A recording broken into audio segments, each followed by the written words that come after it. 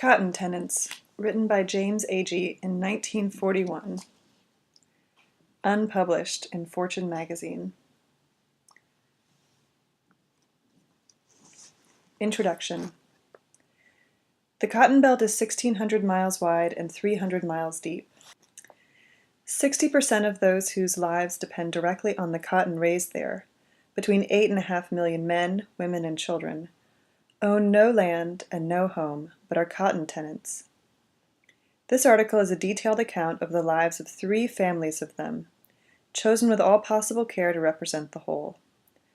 None of the 3 families written of here could alone show or even fairly suggest that whole. Together, they at least suggest it. They work neither for that worst type of landlord, the absentee, human being or corporation, and his manager and riding boss, nor for that, quote, best type, the paternalist. They work land whose yield approximates the national average. One runs a 2-mule farm. 2 are of that nominally more fortunate class of tenant which works on 3rd and 4th. One is a repository for much that is the worst that poverty in the rural South can do to a white human being. One is much cleaner and more self-respecting than the average, with no happier results. The 3rd cradles and interweaves a number of differences between.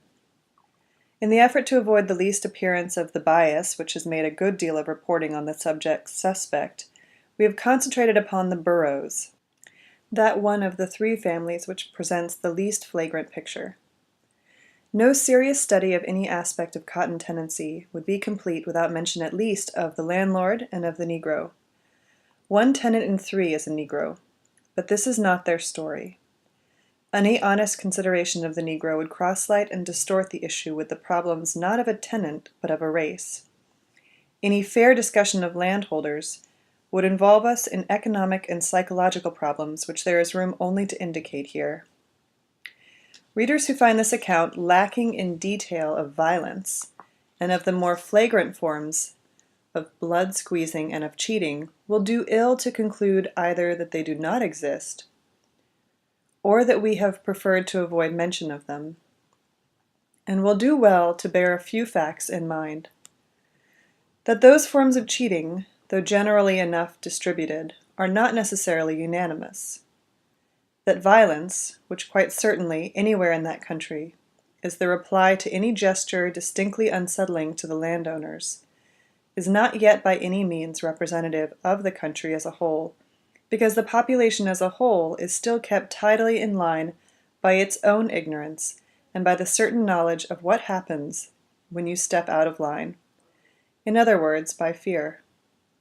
That tenants are quite properly not eager to communicate information which, published under their names and pictures, would entail unemployment and physical danger.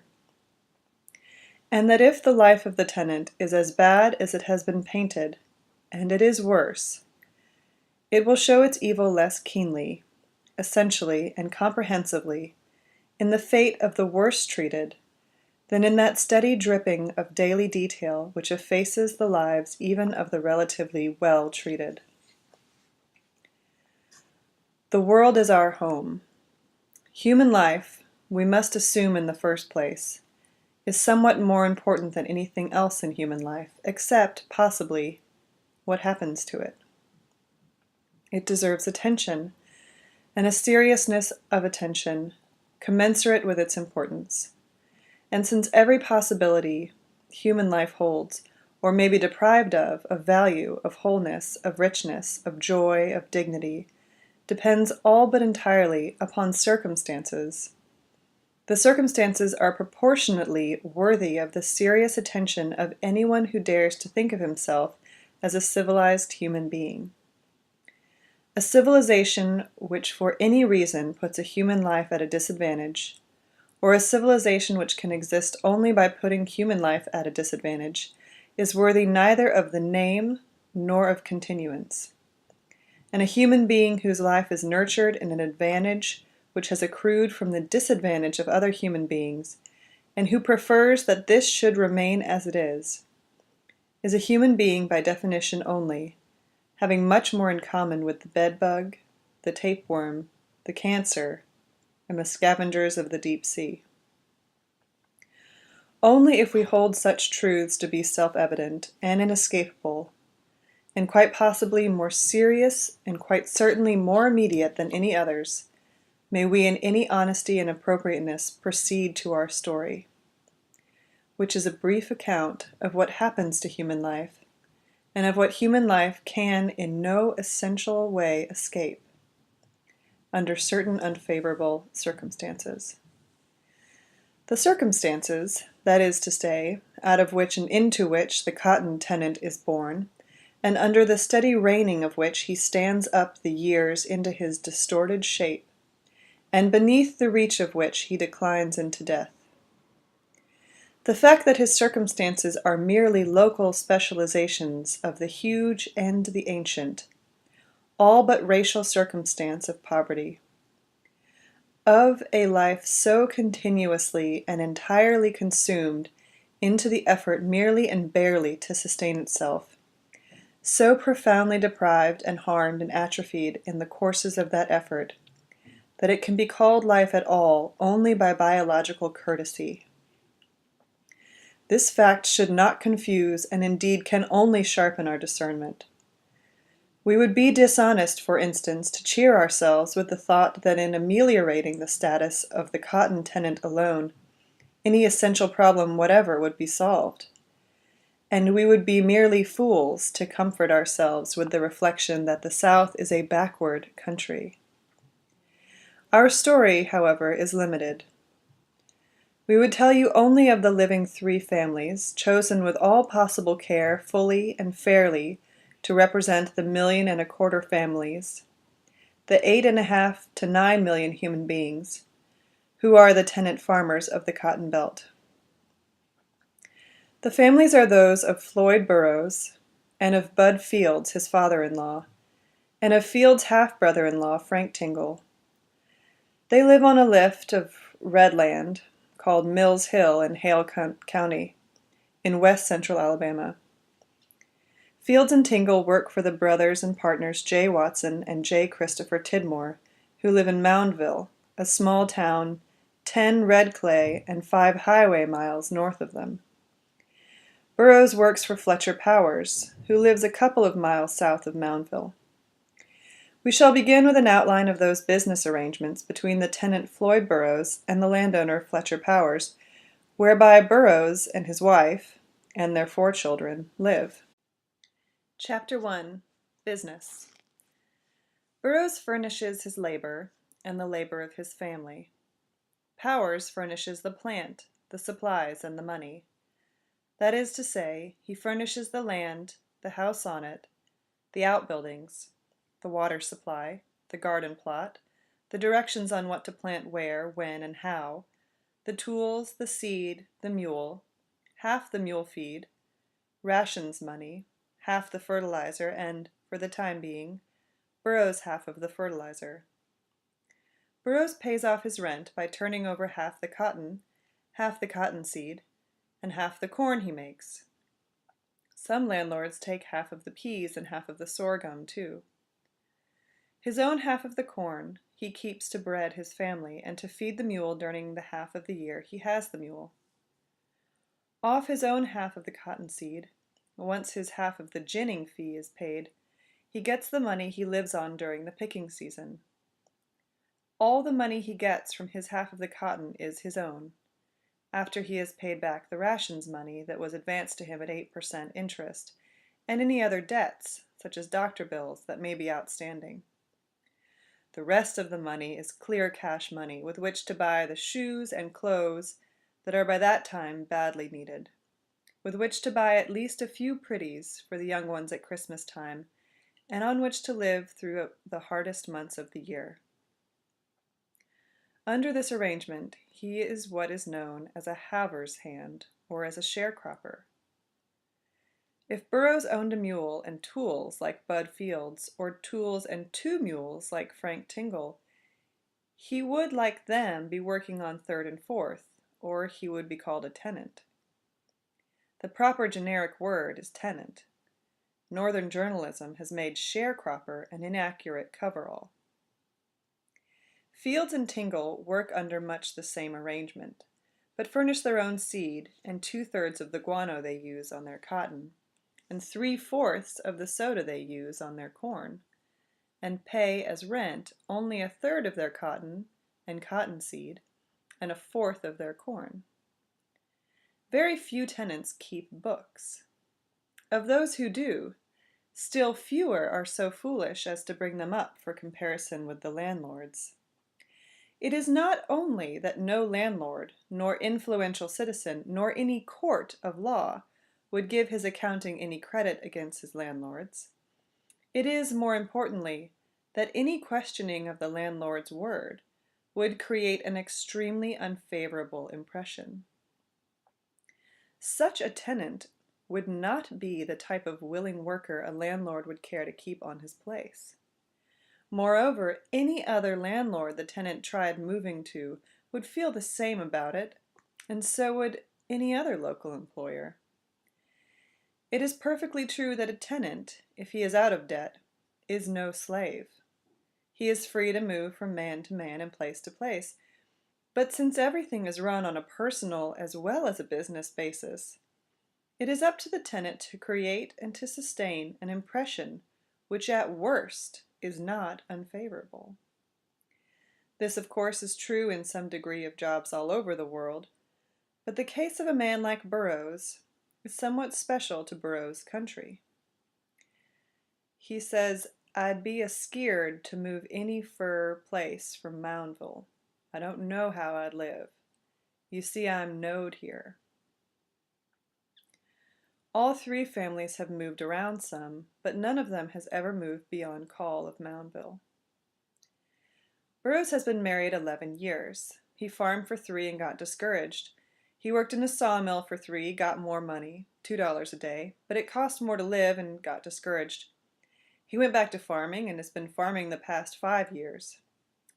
One year he cleared an encouraging piece of money, he forgets how much, and got him a mule.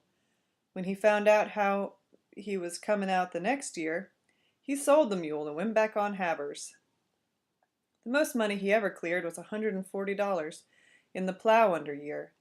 He made 7 bales, more than twice his average, which is around 3, and they sold at 12 cents a pound. And he got $25 from the government on the bale he plowed under.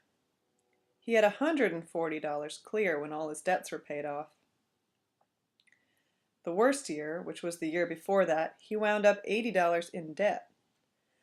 The last year of which there is a completed record, 1935, he wound up $12 in debt. The landlord buys his fertilizer in bulk and puts it against the tenant's account at cost plus interest. That is one strong part of a tenant's debt, once he has paid his rent. The other is the rations money. What that amounts to is come at by agreement of landlord and tenant, but depends finally on the landlord.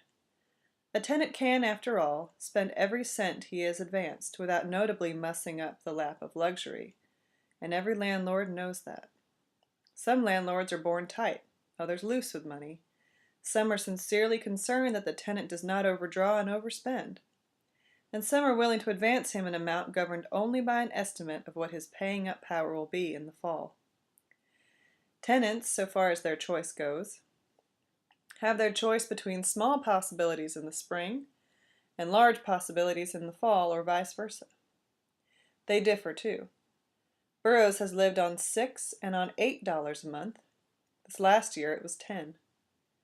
Fields for several years has taken for his family of 6, $7, and argued it up to 9 last year.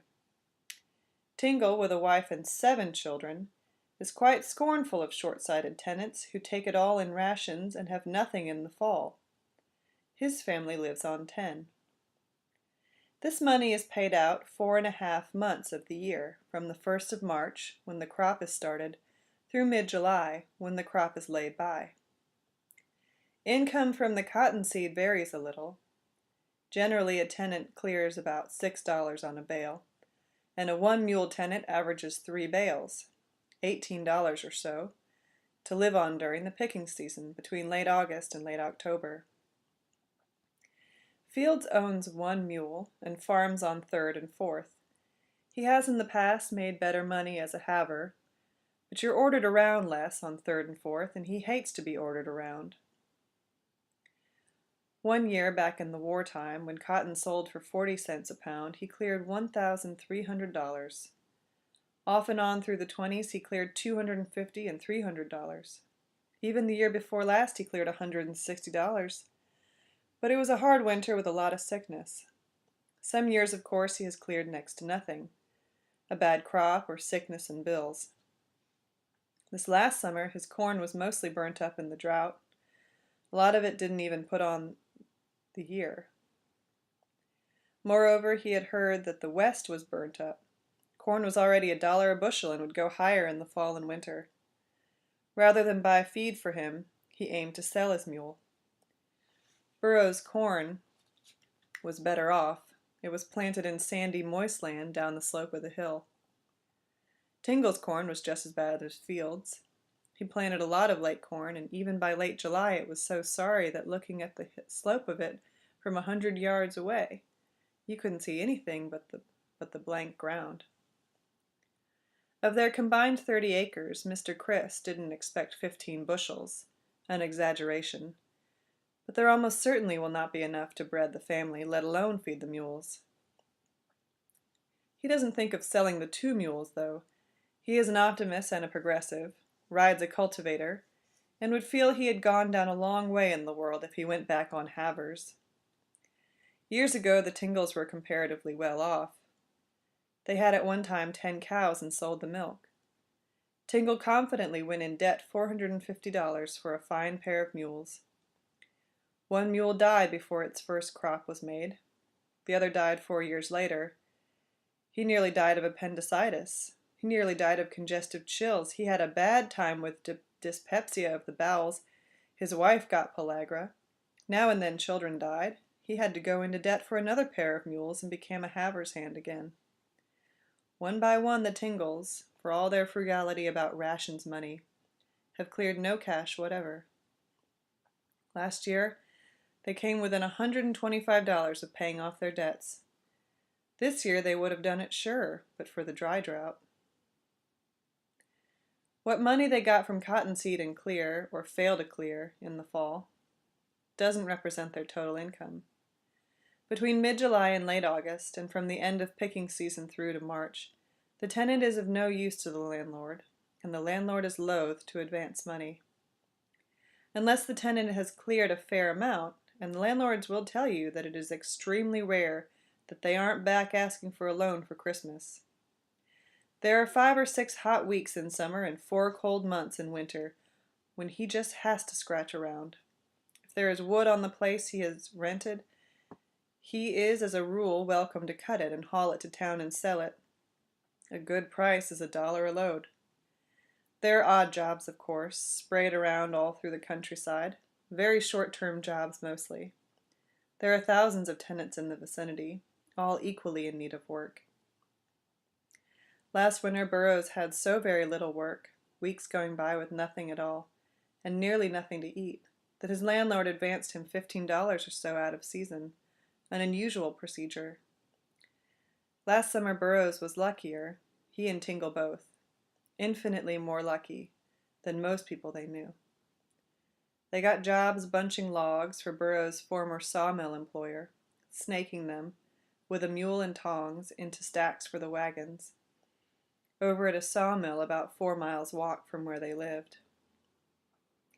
They got the jobs on condition that they would quit for nothing, not even picking, and would stay on as long as there was work to do. Work started at 6:30, half-hour off for lunch, and ended at 5, 10 hours, 5.5 days a week, for $1.25 a day. Tingle didn't even hire a hand for the picking. He had a big family. Burrows had to hire one either by the day, paying him by the 100 picked, 30 to 40 cents, or by the month. He hired him by the month, room and board and $8. It was better that way, too, 'cause on that arrangement a man can't say, "You hired me to pick cotton." He's a general hired hand, and must do whatever work comes up. The hired hand was a single man, and that is a sample of the life of a single man. That is one good reason why young men of that class marry young. Married, you can rent a farm. And one good reason why they have children thick and fast is that the children are badly needed to help in the fields. None of the three men is eligible for relief. There is not enough relief money to carry all of the widow women and old people in the country. None of the three is eligible for WPA work either.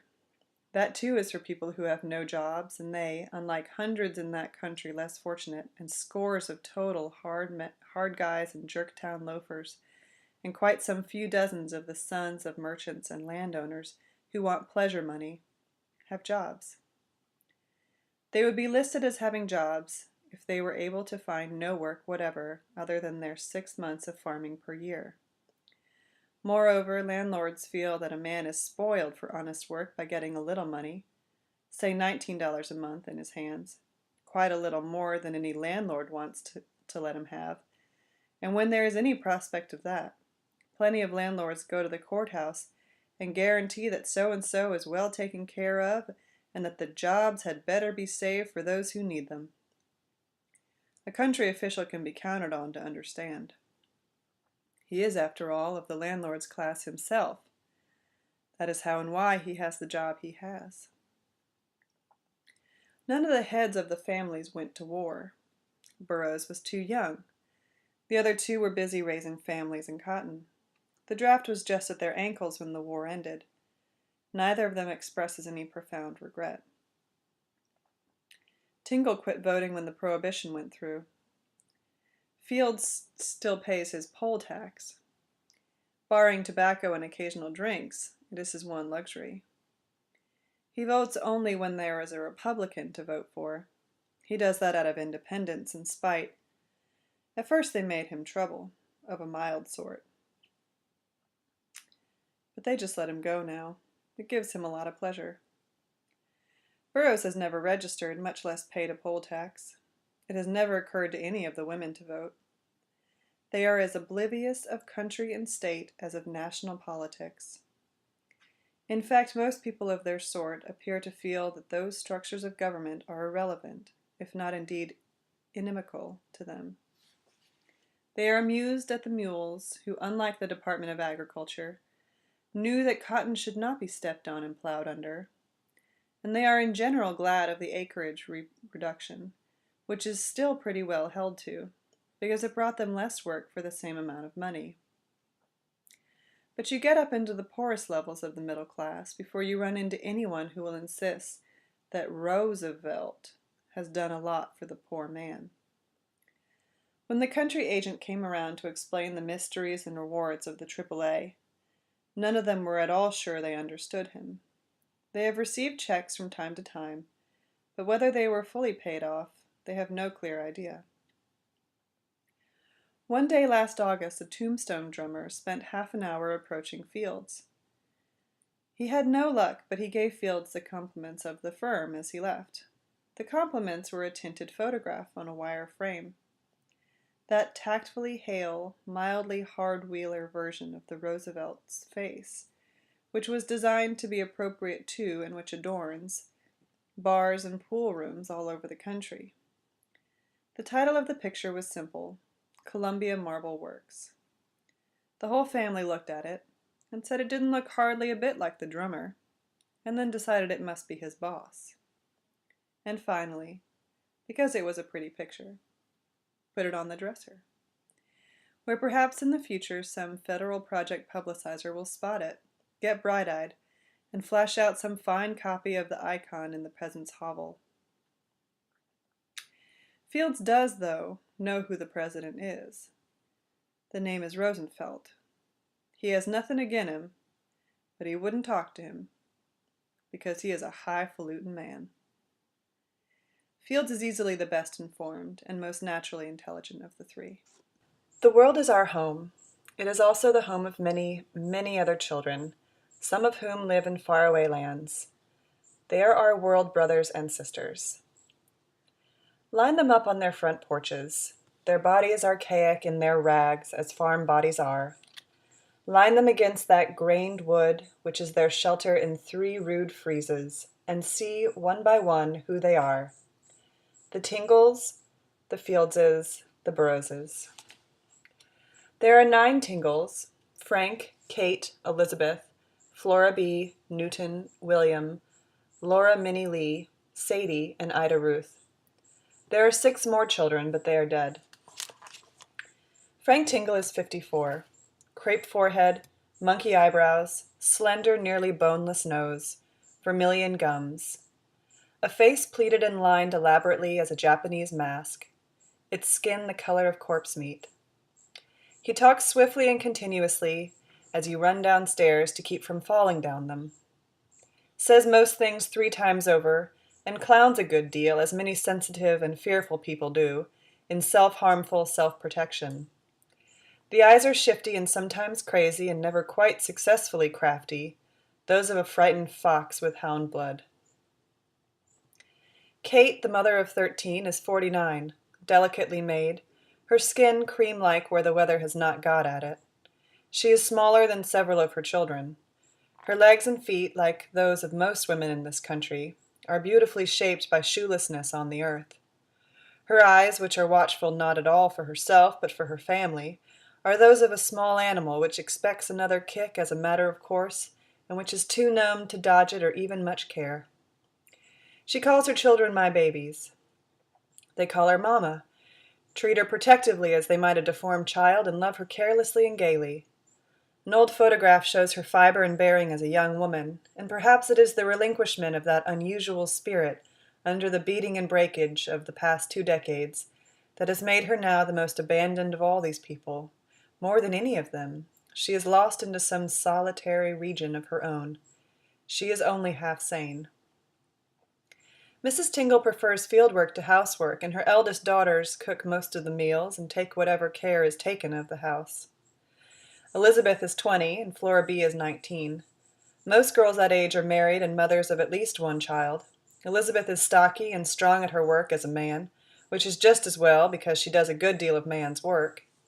Her features, and especially the wry mouth and strong chin and cheeks, have something already middle-aged and over-capable about them. Her mouth and eyes are desperate, for she has no presentable clothes, and is of white trash, and sees men seldom, never perhaps on terms of courtship. Flora B. is more lightly built, a little better clothed, a little less rooked by work, a little less desperate. She still looks all the way like a young woman. She has a great deal of intuitive graciousness, but she too is toward the age when a girl in that country is no longer thought of as marriageable, and the life of a spinster in an impoverished farm family is so ghastly that anything will do for a substitute. There is about the younger children, about their skin and eyes and hearing and emotions, such an unsettling burn and brilliance as slow starvation can only partially explain. They are emotionally volatile as naphtha, incredibly sensitive to friendliness. You will possibly get the feeling that they carry around in them, like the slow burning of sulfur, a sexual precocity which their parents fail either to discern or to realize the power and meaning of, and the idea is somewhat borne out in the tone of their play together, and in the eyes of William, who is 12, and in the wild flirtatiousness of Laura Minnie Lee, who is 10, and in the sullenness and shyness, flared across like burning sedge with exhibitionism, of Sadie, who is 9, and in the flirting even of Ida Ruth, who is 4. A stranger who shows them any friendliness, they meet and surround with the superhuman millennial sweetness of Polynesians. They sleep mixed and casual of nakedness. Some idea of that strangeness and obliviousness of the family which has helped to land them in the fix they are in you might get from their treatment of Ida Ruth. She is possibly the last child they will bring into living, and she is extremely delicate. She dislikes what little food they have, but loves chicken and coffee. So steadily they have bumped off a long string of chickens to feed her, and she drinks 2 or 3 cups of black and parboiled coffee at every meal. Her eyes shine like burning oil, and almost continuously she dances with drunkenness. The Tingles have in fact lost a certain grip on living, which the Fields still hold, if feebly and without much interest, and of which the Burrows, who are a generation younger, are still tenacious. The Tingles no longer think of what life they have in terms of something in the least controllable from season to season, or even from day to day. They welter on their living as on water, from one hour to the next, flashing into brief impulse, disorganized and numbed. Never quite clear, for instance, who will cook the next meal or when. Poverty caused their carelessness. Their carelessness brings them deeper poverty. Disease runs in among them, free as hogs in a garden. And so the intermultiplying goes on in steady degeneration. That they have been translated into a gaiety, a freedom and fearlessness with love, and a sort of sea-floor ultimacy which the two other families do not enjoy, is definitely worth noting. It is possible to conceive of other paths to salvation which are a little better credit to civilization and a little less ruinous of human beings. Bud Fields, Kate Tingle's half-brother, is 59, and prefers to say he is 54. He is raising his second family. Of his first, the wife and 2 children are dead.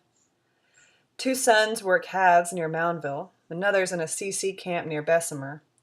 His daughter Allie Mae is married to Floyd Burrows. His daughter Mary, 18, has been 2 years married to an elderly carpenter. Last summer they moved to Mississippi where they will farm on halves. He couldn't make a living in Tuscaloosa. When Fields was 51, cancer ate his wife and what money her good management had saved them into the grave. 3 years after her death, he married again and started farming all over, in the worst of the Depression. He married a young woman named Lily Rogers, who had 2 common-law children by a man back in the hills. He took over one of her children, a little girl named Ruby, and they have 3 more, twins, of whom one is dead, and a daughter. Mrs. Fields is on her way with another child now. Fields is slenderly built and no longer strong, a finely shaped head, pale blue eyes whose glitter, like splintered glass, is perhaps a survival of the morphine he was addicted to, and which he broke through whiskey, in the years after his wife's death. He is easily the most intelligent of the 3 men, skeptical and reflective, and under other auspices would easily have become a dramatic critic or at least a club wit. His wife Lily comes of casual, strongly sexed, definitively poor people, a combination which automatically brings a bad reputation in that country. Her stepchildren still resent her. She seems to be unconcerned and unhurt. She is strong as a mule and loves to plow, but her husband disapproves of women plowing. Ruby has porcelain skin, red hair, lashless red-brown eyes. She is 8 years old, observant of people, sophisticated in her deductions, sexually precocious, and deeply attached to her mother. William, who is also called Dugan, is 3 years old and huge for his age, the mad face of a Jewish lion cub. Deep histrionic and comic intuition and inventiveness. Lillian is a year and a half old, silent, flesh like biscuit dough, big blank blue eyes and curly mouth set between fat cheeks. The archetypically uninteresting case of baby face.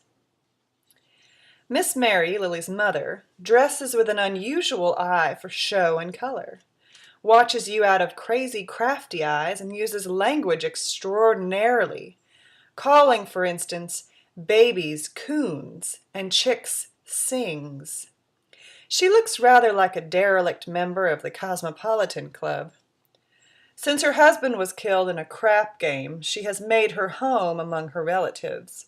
She is the sort of woman the children of nice people shout after in the street. Floyd Burrows and Allie Mae Fields married when he was 20 and she was 16, about the average marrying age. They have been married 11 years and have 5 children: Maggie Lucille, Floyd Jr., Charles Bafford, Martha, and Othel Lee, who is called Squeaky. Martha is dead. Floyd Burrows is 31, his features just a little exaggerated beyond that square chiseled head which the commercial artist Leyendecker sets as a good-looking. His build a little stocky, his height medium. He looks bigger than he is because he stoops, as tall men do. He does not look, yet he seems old enough to be the father of plenty of more softly bred men of his age. His eyes are a clear, ignorant, and somewhat dangerous yellow, quietly studying you. He moves slowly and strongly, in a gait shaped to broken land, and like many people who cannot read or write, he handles words with a clumsy economy and beauty, as if they were farm animals drawing open difficult land. He is ordinarily grave, with a ballast rather of profound, unrewarded fatigue than of mentality, and gentle, not with the premeditated gentleness of the Christian, but with the untraditional gentleness of a large animal. He is capable of murderous anger, and capable also of amusement, over clumsiness embarrassed by pain, and over the broader kinds of sexual comedy. He likes to get drunk, but can seldom afford it. Down in the creek, whenever he gets company, he swims rambunctiously, turning wild somersaults from the bank and clamping his nose in one hand as he smacks the water. His body, which would otherwise have been very conventionally handsome, is knotted into something else again by the work he has done, and his skin, alarmingly fair beyond the elbows and neck, is cratered and discolored by the food he has eaten and the vermin he has slept with. Allie Mae is 27. She inherits the sharp, fine features and the wiry slenderness of her father's people. In no way neuroaesthetic, she nevertheless takes very little interest in living. Within her natural intelligence, you may discern the features of a drowned intellect. It is easier still to see the steady destruction of an all but beautiful woman. The hard, lean nature of her living has drawn the skin more closely around the bones than need to be, and diet, plus the mischance of her own chemistry, has rotted the front teeth out of her upper jaw. Her arms and legs and body are not yet taken out of the shape of a slender comeliness, and her walking is joyful to watch, but as she nurses her child you cannot fail to notice how shriveled and knottily veined the breast is, and her hands, when you notice them, are startling. It is as if they were a couple of sizes too large, drawn over what the keen wrist called for. The appearance of full-blown enigma is infrequent, unexpected and arresting, and it always deserves attention.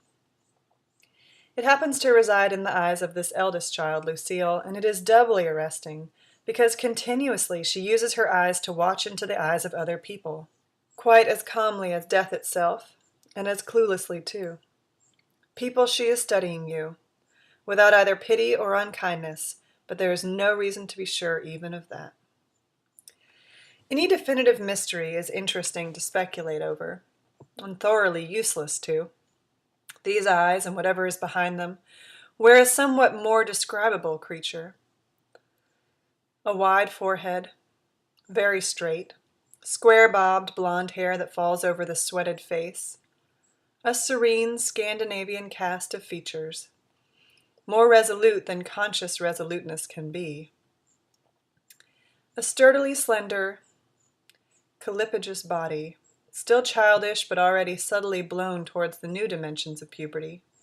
She's 10, works in the fields, helps her mother, minds the two smaller children, goes to school and does well there. She still swims in nothing but a pair of aged drawers, but hides her scarcely discernible breasts within the contraction of her shoulders and upper arms. Her mother still makes her dresses halfway to the hips. She is advanced in consciousness to that stage at which a child dislikes its name.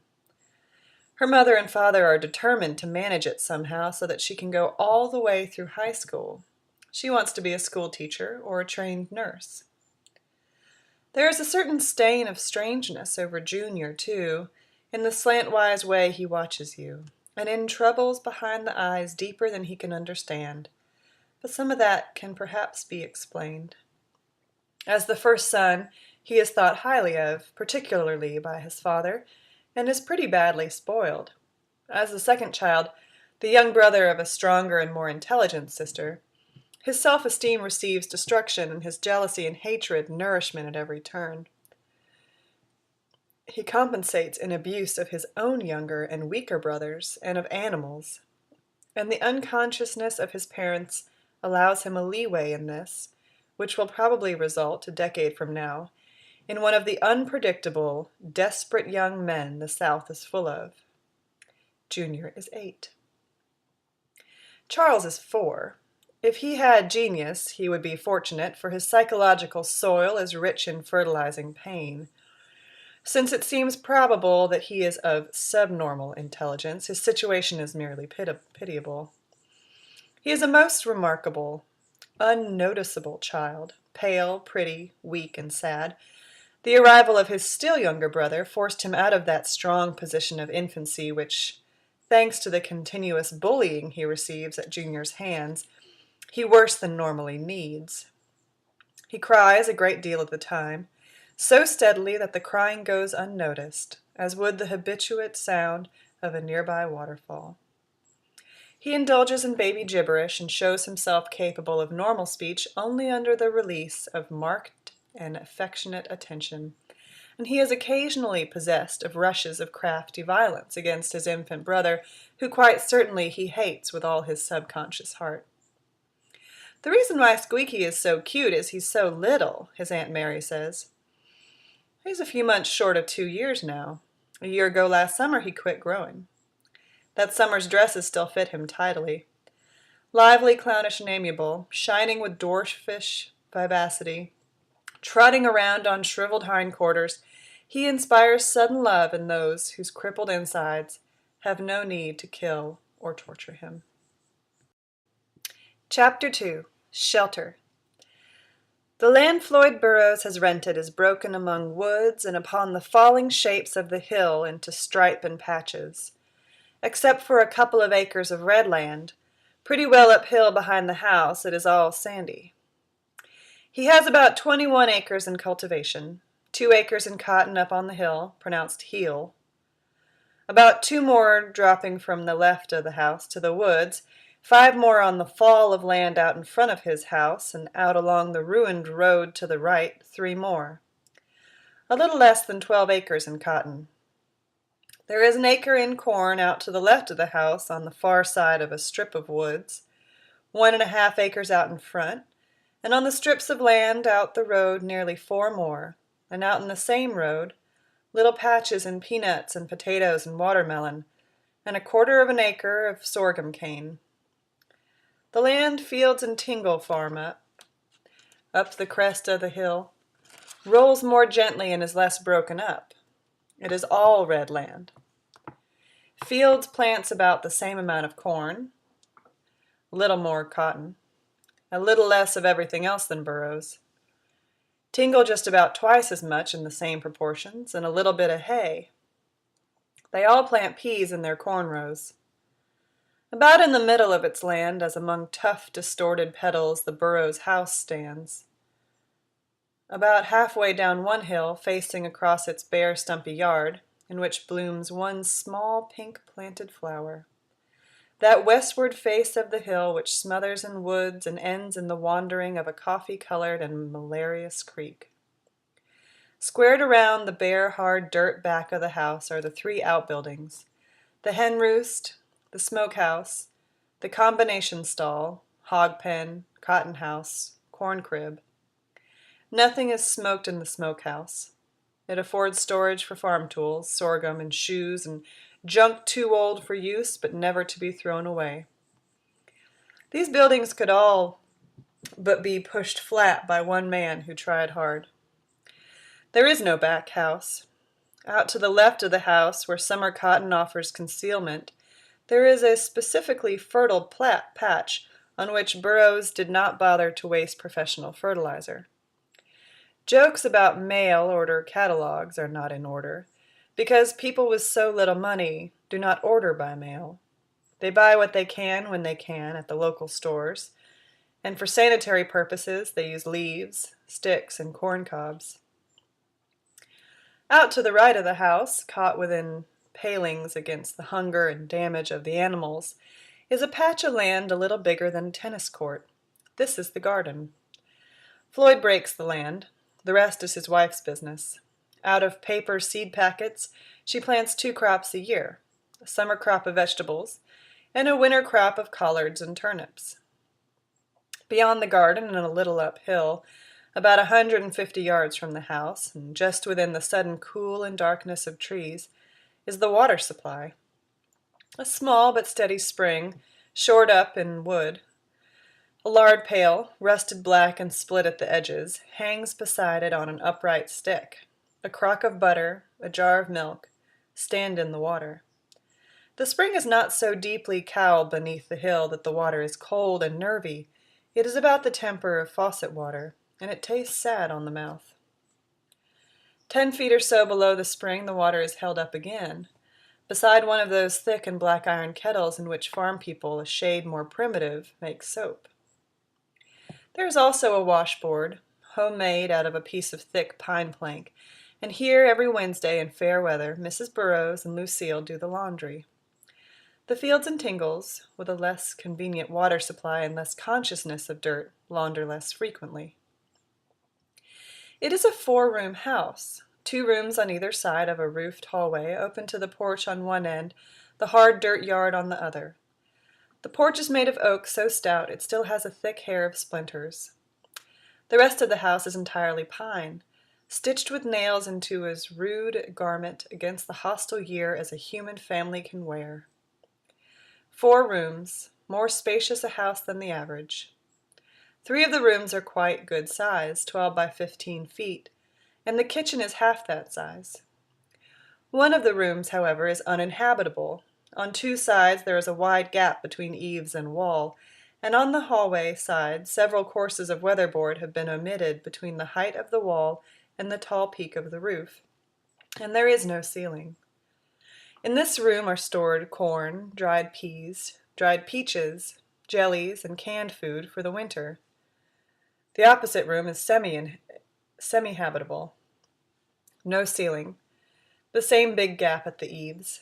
There is a bed there, no space for it in the bedroom, which already has 2, and sometimes the children try sleeping there. On the whole, though, they prefer their pallets on the bedroom floor.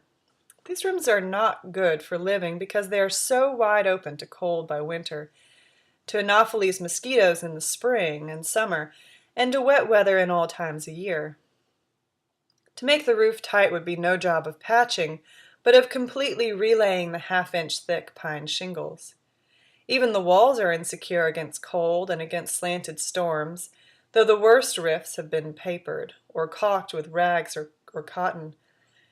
Stand there in the darkness of daytime, and through walls and roof the sunlight will reach you in splashes and innumerable stars. The bedroom is sealed, and one of its windows is screened and can be opened at night.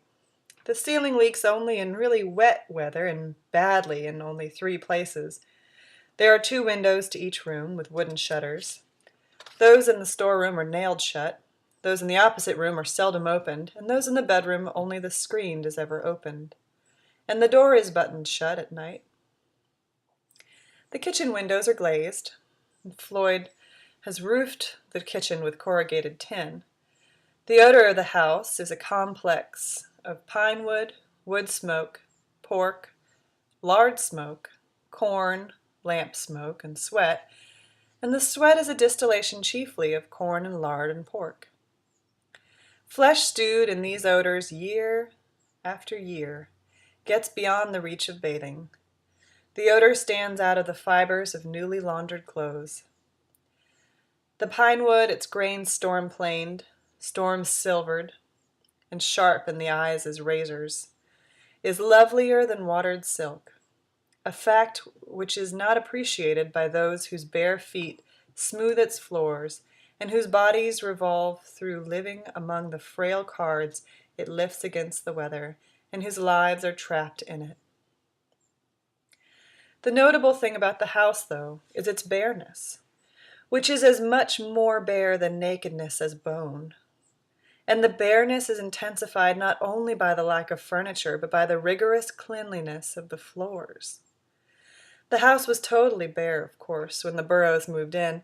No landlord furnishes furniture.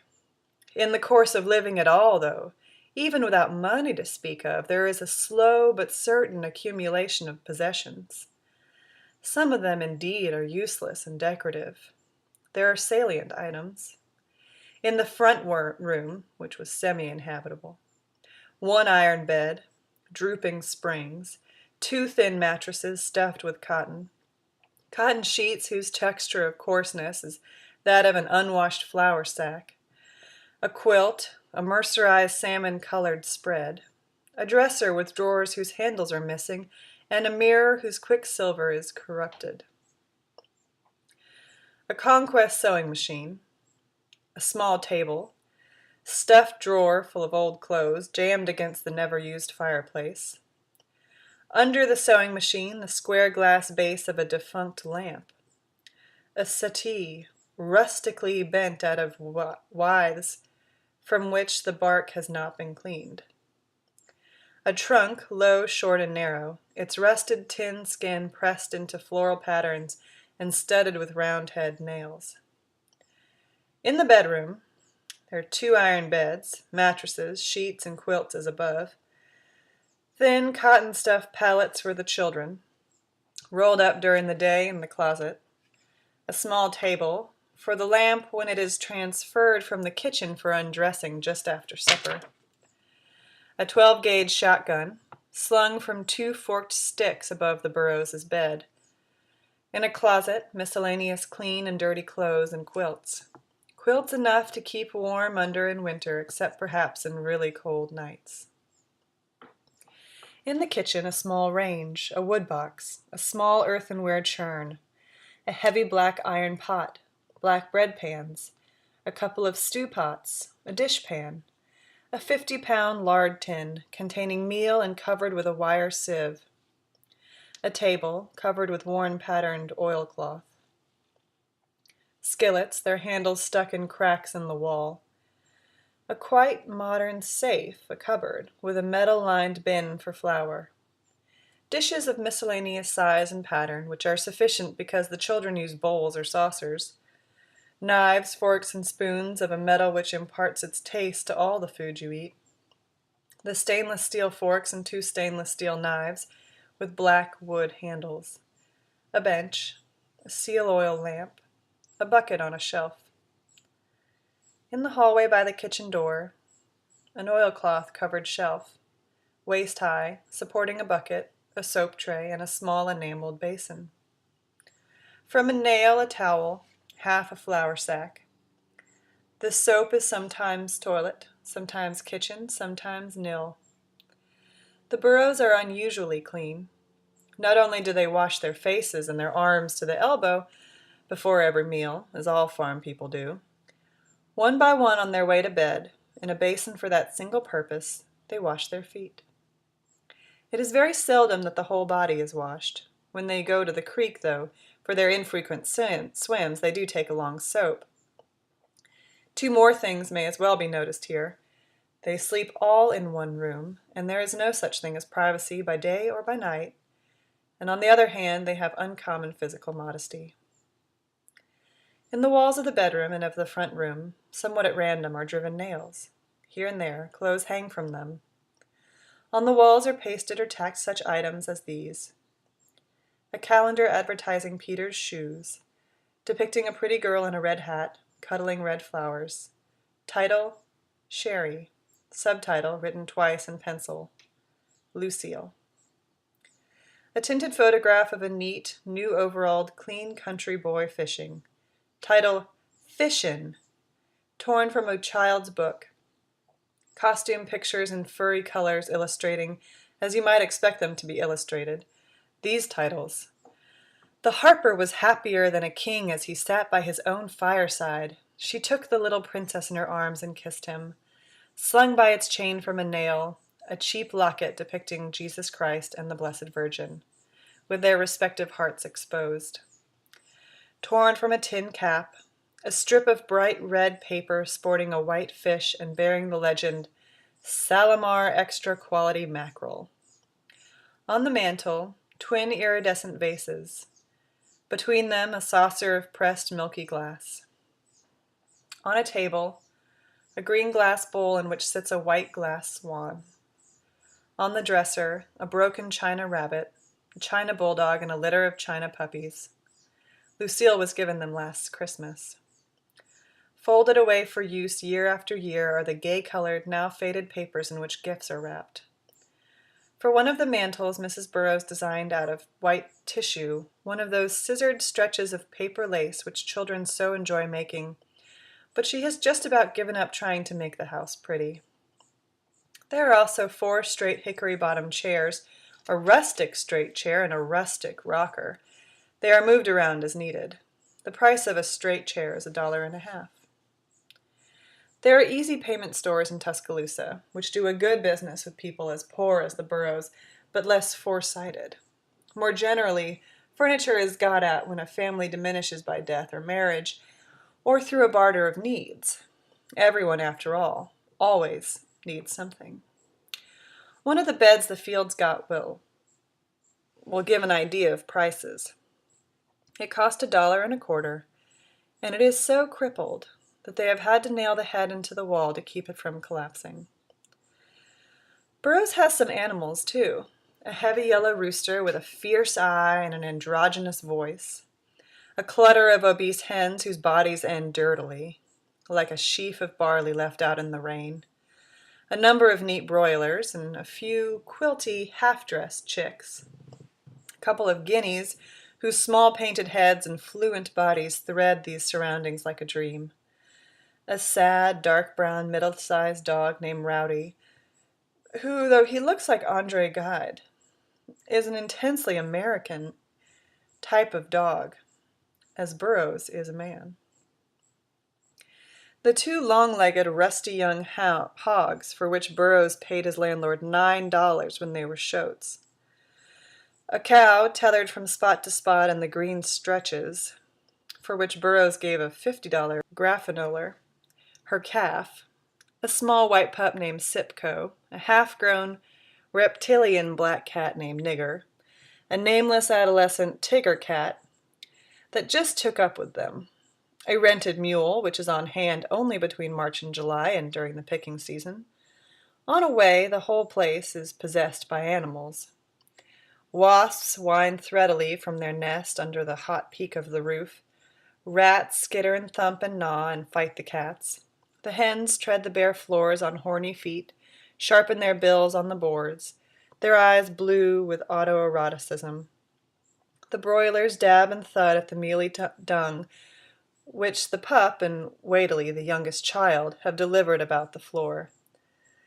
The dogs and cats are gathered in by the odor of food among the bare feet under the kitchen table, Rowdy apologizing for getting his ribs kicked in, perfectly in that manner which has moved man to call the dog his best friend.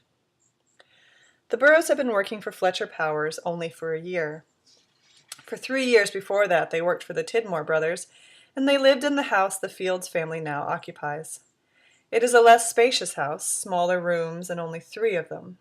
Half the house is constructed in a way more characteristic of that country, perhaps, than any other. The walls are vertical planks of a foot wide, with laths tacked on the lengths of the cracks.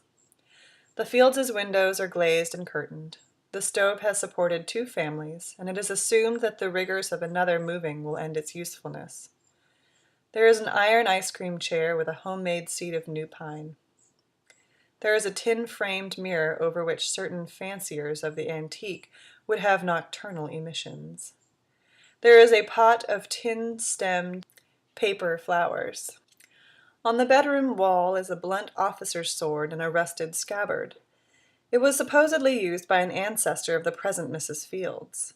On another wall is a picture, from some inexplicable magazine, of little Barbara Drake and of John B. Drake III of Chicago, who at 4 or 5 has already achieved the poisonous expression which in due time may serve to abash traffic officers, panhandlers, and even the legal managers of jilted showgirls. Caption: The Little Drakes. The water supply is a spring, 60 feet down the steep clay bank out back. No one who uses the spring seems to have very good health. The water-getting contraption is a lazy boy, or windlass, a stone ballasted bucket on a wire, a frayed rope innumerably broken.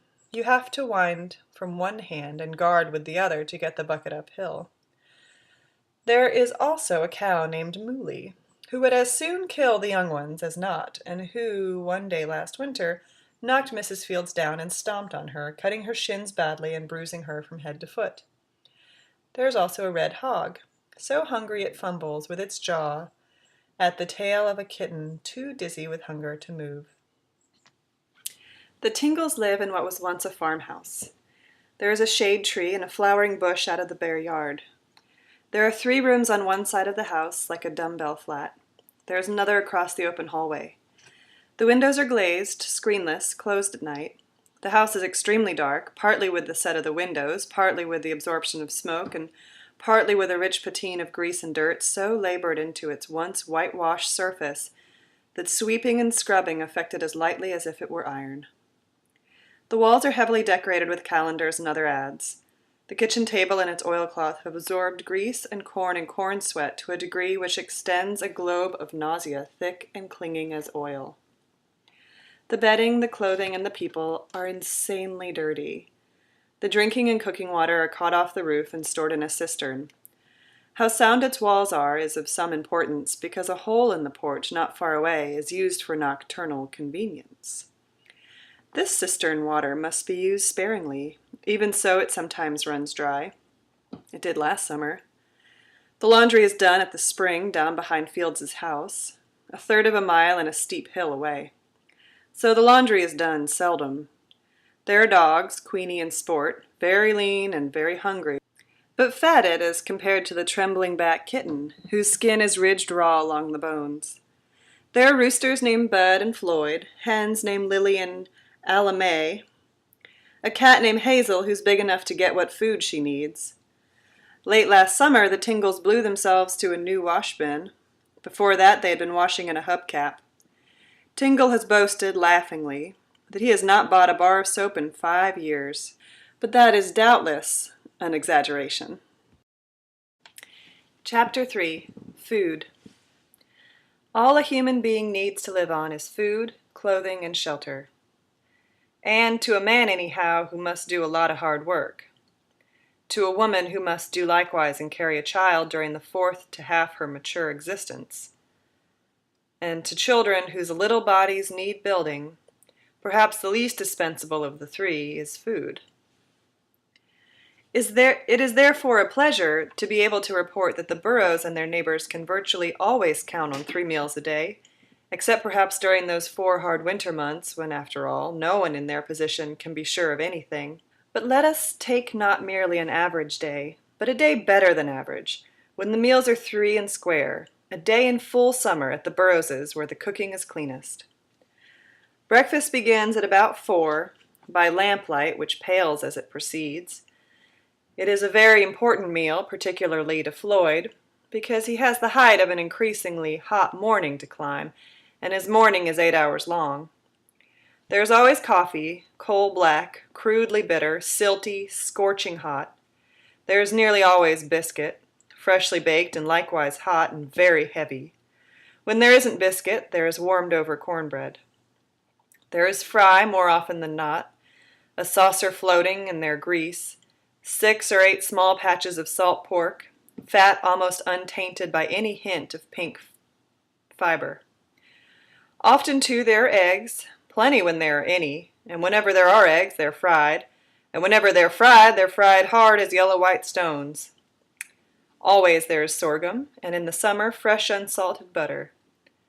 Floyd eats 4 or 5 big biscuits, 3 or 4 eggs, 2 or 3 pieces of the fry, and big helpings of the grease and sorghum, which he mixes with his spoon and takes up on his biscuit. He drinks 3 or 4 cups of the coffee without sugar, though there is sugar, out of his saucer.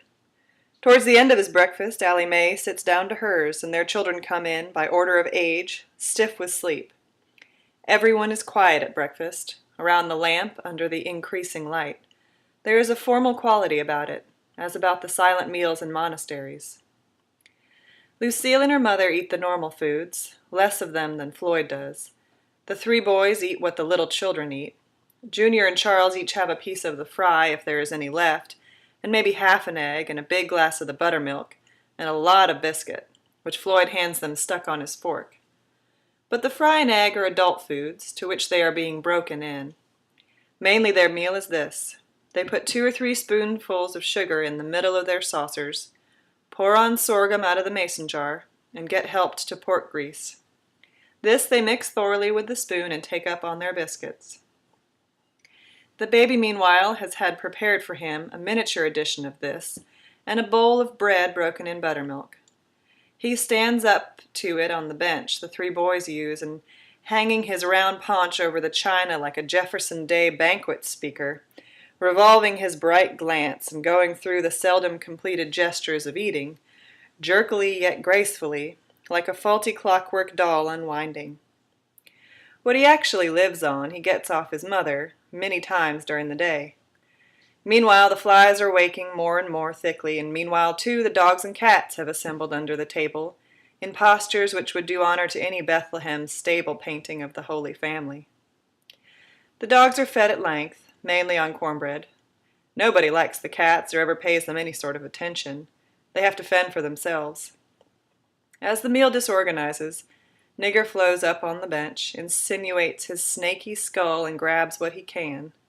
He and his companion make it up on fast lizards, fat rats, and an occasional snake. Floyd is left before it is all over. He is working in the fields, or working at the sawmill, or looking for work. During chopping time, Allie Mae and Lucille and Junior work all day with him. During the picking season, Charles helps too. And even in the emptier times of year, there is work for his family, and the whole weight of living is in work.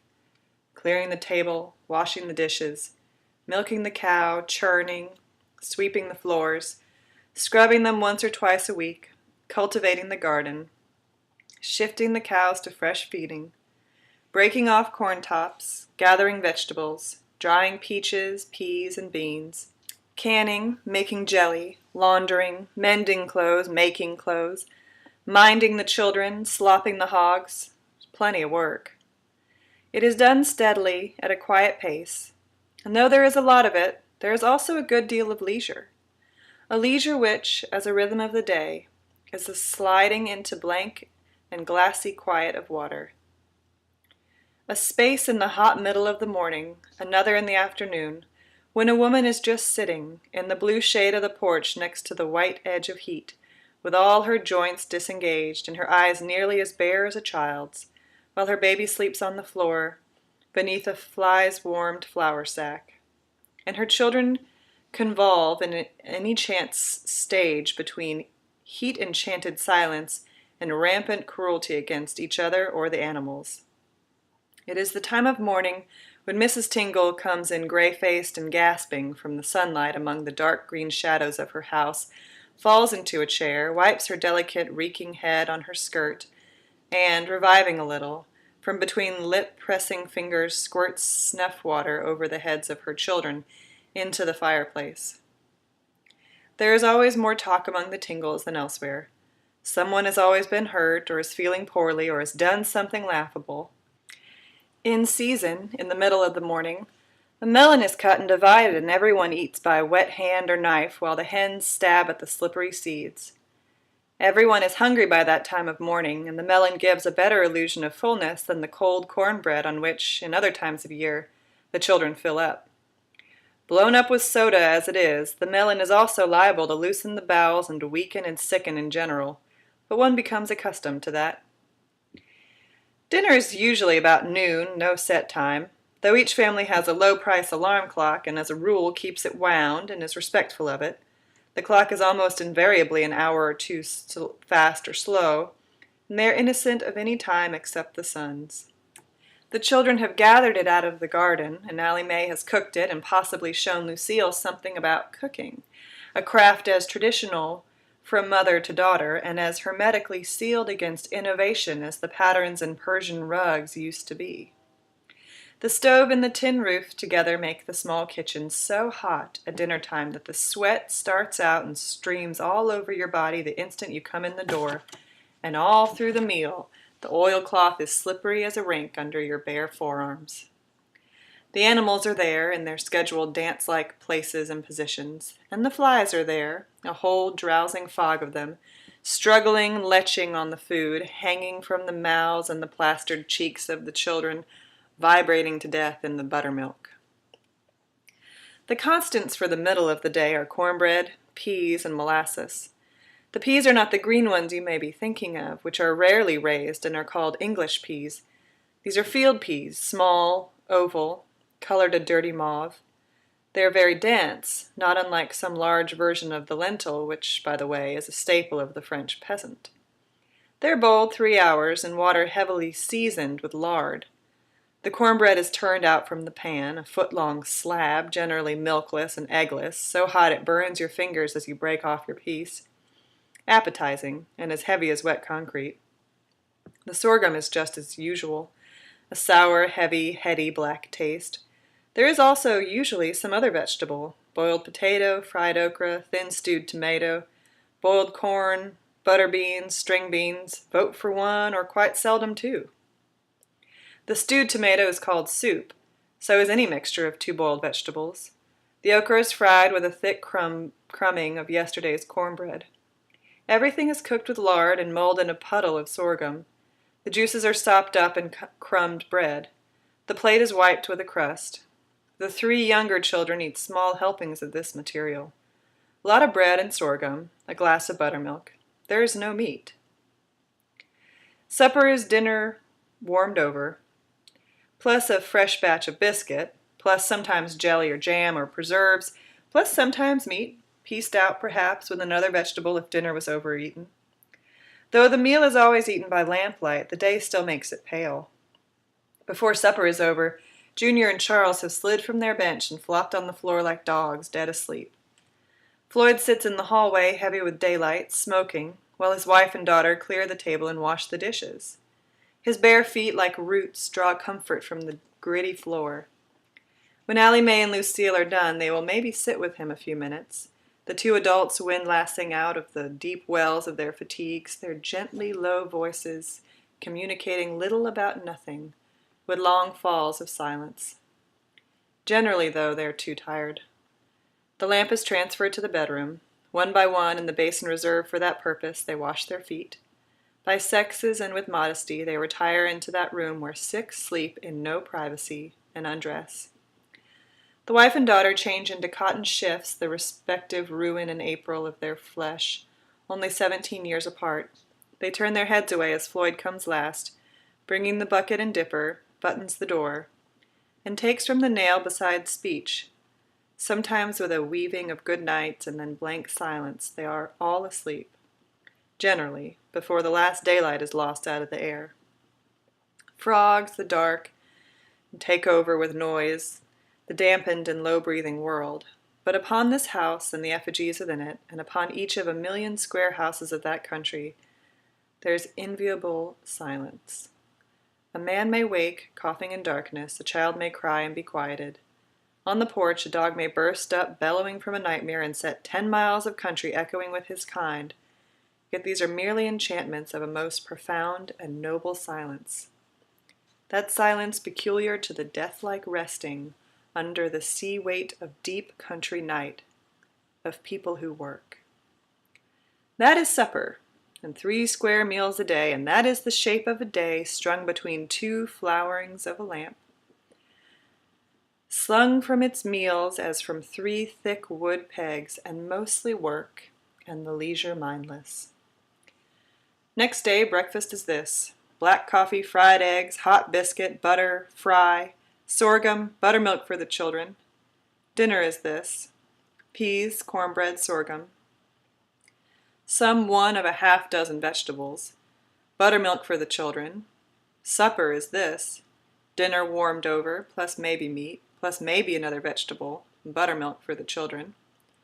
The day after that, breakfast is just the same. So is dinner. So is supper.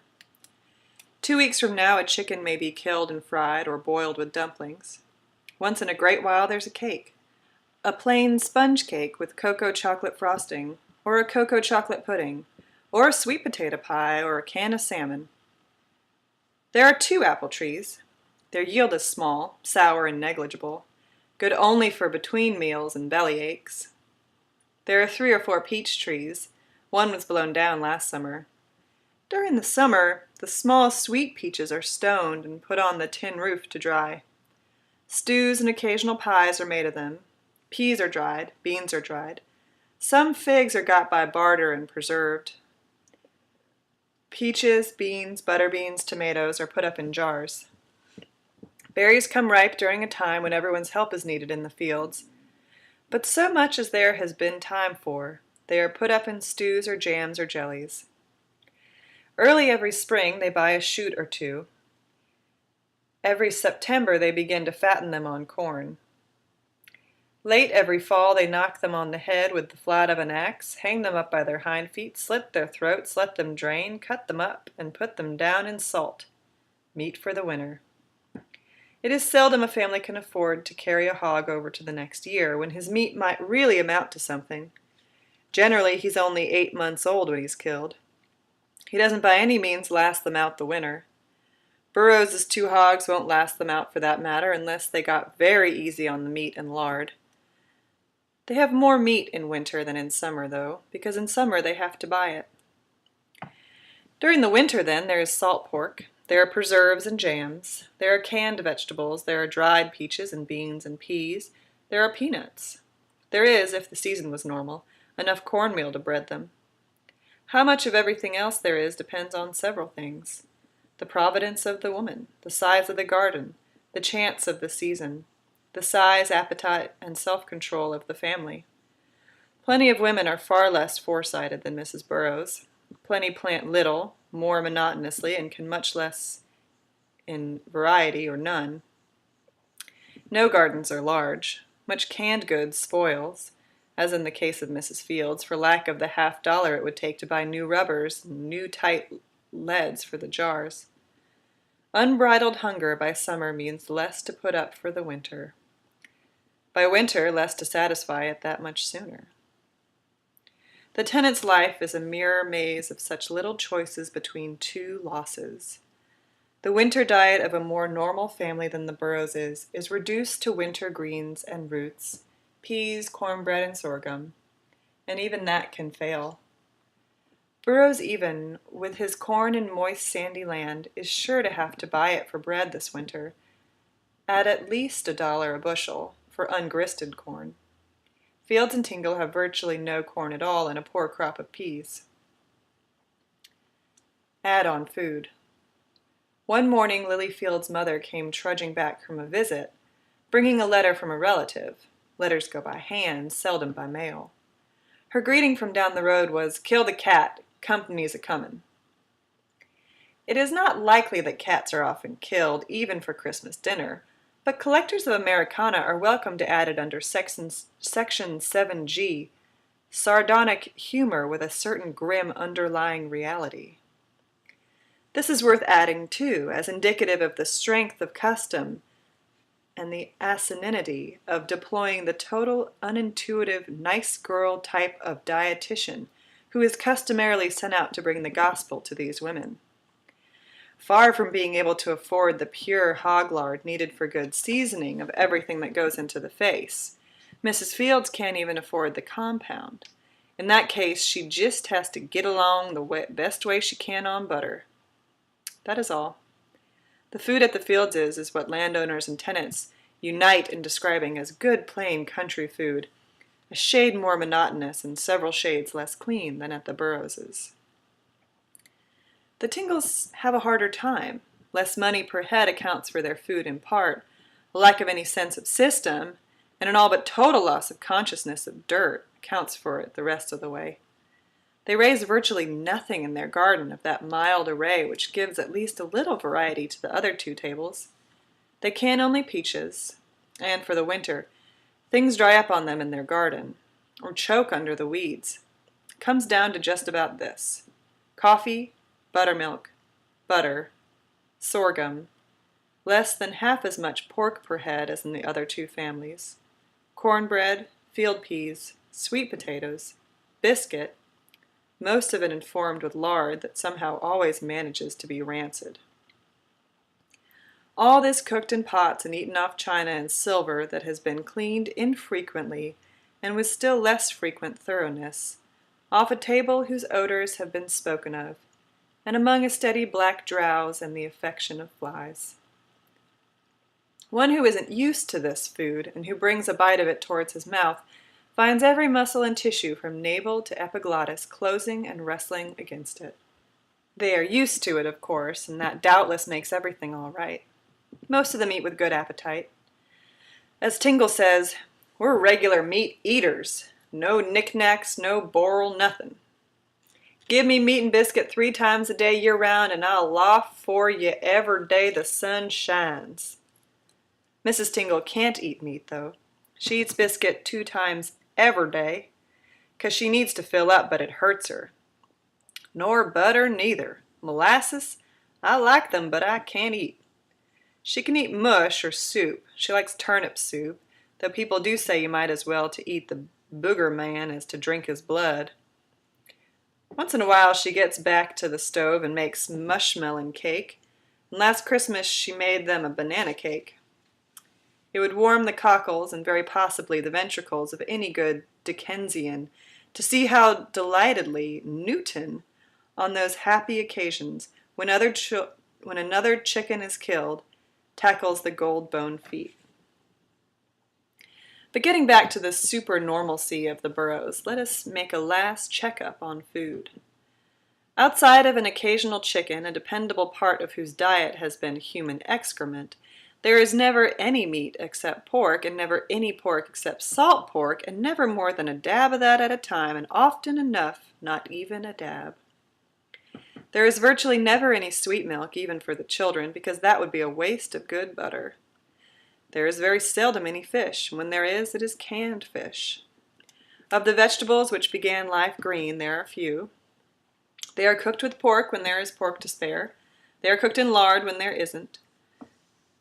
They are at all times cooked far beyond greenness to a deep olive-colored death. Everything, in fact, fried, boiled, or baked, is heavily seasoned with lard, and flows lard from every pore. So after even a meal or two, do you. Between 30 or 40% of all the food taken into the body is corn.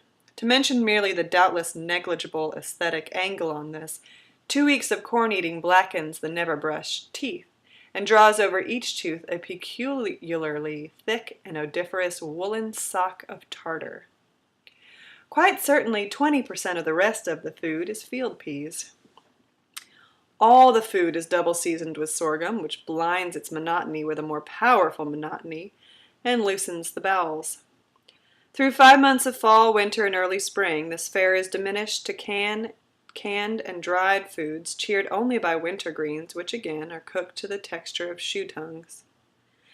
It is only fair to observe of this food, as of much about their living, that they like it, prefer it indeed by some odd chance, to things which have never entered their experience, and that a good deal must be explained less in terms of their present particular situation as cotton tenants than in terms of ignorance, slovenliness, and small farm tradition all over that country. And it is quite as fair to observe that ignorance and slovenliness and the tradition itself are the inevitable products of just one thing: poverty. The music can go all sorts of places, but it comes out here. And now finally realize, insofar as that is vicariously possible, that this steady, brutal bastinado of the bowels and belly and brain goes on every few hours 3 times a day. When there is food at all, that is, for exactly as long as life lasts. Consider seriously the favorableness of this food as a diet for an unborn and for a suckling infant, for a child, for an adolescent, for an adult, and consider seriously whether it is not remarkable to the point of nausea that a plant nurtured in such soil should manage to live not in any full health, nor in any fulfillment of its form, but at all. The human organism, however, is remarkably tenacious of life, and miraculously adapted to it. In the course of adapting, it may be forced to sacrifice a few side issues, such as the capability of thinking, of feeling emotion, or of discerning any possibilities of joy or goodness in living, but it lives. 26,000 feet up the cols of Everest, a long way beyond the staying power of plants, pale spiders have been found, who subsist on nothing more discernible than air. Apparently they also reproduce their kind. What else they do with their time, and for that matter why, no one has yet made out. Chapter 4. Clothing. Some pretty silly attitudes could be and have been struck over the subject of clothes, such as reproaching society for the fact that tenant farmers do not plow in swallowtails. The fact remains, however, that clothes are powerfully significant, psychologically and socially. In every garment you see, there is a badge and division of class as distinct as any uniform could affect and far more subtly exact. And a human being is shaped by the clothes he wears quite as much as by the amount of money he is accustomed to feel the presence, or lack thereof, in his pocket. And as the world is today, the future of a marriageable girl, for instance, can be profoundly influenced by what clothes she can or cannot wear. Another fact to bear in mind is that ugly and humble clothes, shaped to their context, can, like the people who wear them, have an extraordinary dignity and beauty, and that this fact in turn is heavily qualified by considerations such as those mentioned above. If in the illustrations in the following inventory you are surprised at the number of figured prints and store clothes and the number of garments in general, remember two things. That in a society steeped to the teeth in the fears and coercions of snobbery, every class inclines to be emulous of the one next above it, and that poor people, particularly farmers, never throw anything away that has a conceivable ounce of usefulness left in it.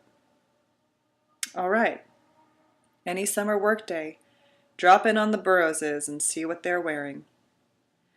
Burroughs will be wearing overalls, pronounced overhauls, and a blue work shirt. Heavy shoes if he's at work, none if he is resting. On his head will be not the routine broad-brimmed straw, on which in fact one farmer in two creates a variant, but a bold striped, square-visored ship cap. He has 3 or 4 changes of work clothes, and puts on a clean outfit every Monday morning or Saturday noon. They are in several stages of wear. None of them are new, and won't be till fall, when and if there is money. The elder of them are fainted by sweat and sun to a subtle and very beautiful blue. They become frail with sweating and tear against the active body. Then they are stitched and later patched. Then stitches and patches are added over those until at length whole sections of a garment, particularly round the swing and crest of the shoulders, contain virtually nothing of the original cloth, but are one fabric of stitches and patches, as intricate and delicate as the feather cloak of a Toltec prince. This color and this richness of mending, of course, are characteristic of all old clothes in that country. Saturday morning, if there's time, and if not, then certainly on Sunday. Burroughs shaves. When he is unemployed, he shaves twice a week. His equipment is a broken-handled mug with rosebuds wreathing it, a sliver of toilet soap, a run-down 10-cent varnish brush, a straight razor, a strop made of an old belt, and a clear, cheap mirror in a wire frame. Like all countrymen, he looks bashful and naked after he has shaved. For the Saturday trip to Moundville, he will dress either in the less ruined of his work clothes or in his Sunday clothes. These are the Sunday clothes: a light union suit, a pair of hard $1.50 cotton wool store pants, a pair of fancy patterned 10-cent mercerized socks strung over the fist-like calves, one with a garter of pink and the other of green, scrap gingham. Black cheap dress shoes streaked with a rainy clay, a white or striped cotton shirt, detachable collar detached, a gold-gray felt hat, of which his head and hands are still shy. The lining of the hat and the band, and the bright insole of the shoes will be scarcely blemished for years to come. He doesn't like coats. What he wants to get is a pullover sweater. Allie Mae is barefooted, most likely, though if she has had warning, she will put on the ruined Oxfords her husband's Sunday shoes superseded, and will quickly remove the sunbonnet she works in. No more handsome headgear has ever been evolved, but it is old-fashioned, like snuff-dipping. Her dress, whichever one it may be, began as a cheap cotton print for best and has been washed, worn, sunned,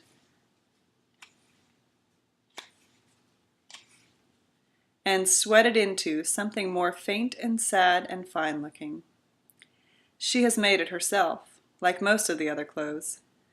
It is cut perfectly straight, long skirted without decoration, loosed at the breast for nursing. For town on Sunday she puts it on, newly laundered, one of the 2 or 3 dresses she would conceivably wear except at home, a fragile lavender straw hat, small and misshapen and worn on her shy, graven head with sorrowful, clumsy, and ridiculous grace. Black flat-heeled slippers and sometimes cotton stockings. Never worn and probably never to be thrown out are 2 other hats. One is a formerly snappy red felt, impaled aslant with a striped white quill. The other is a grape-brimmed, triumphal affair, homemade out of scraps of cheap gold plush, cheap iridescent brocade, and cheap braid, irrevocably molded and busted. It is a hat she cannot have had the heart to wear since she was 16 and a bride.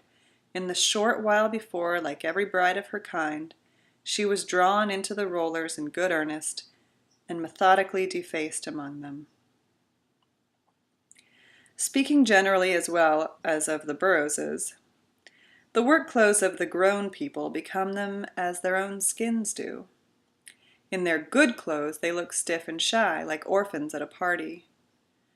Lucille's mother dresses her carefully in the idiom of the little girl she is ceasing to be, and a respectable little girl at that. She will never have to wear what Ruby, far less the Tingle children, wear, and the psychological imprint is going to be strong on her and not entirely fortunate. Excepting 1 or 2 flimsy skirts of sheeting cotton, she wears dresses made of store cloth, of gay though faded colors, and with some style of cut, sashed and ruched out behind like a pulley.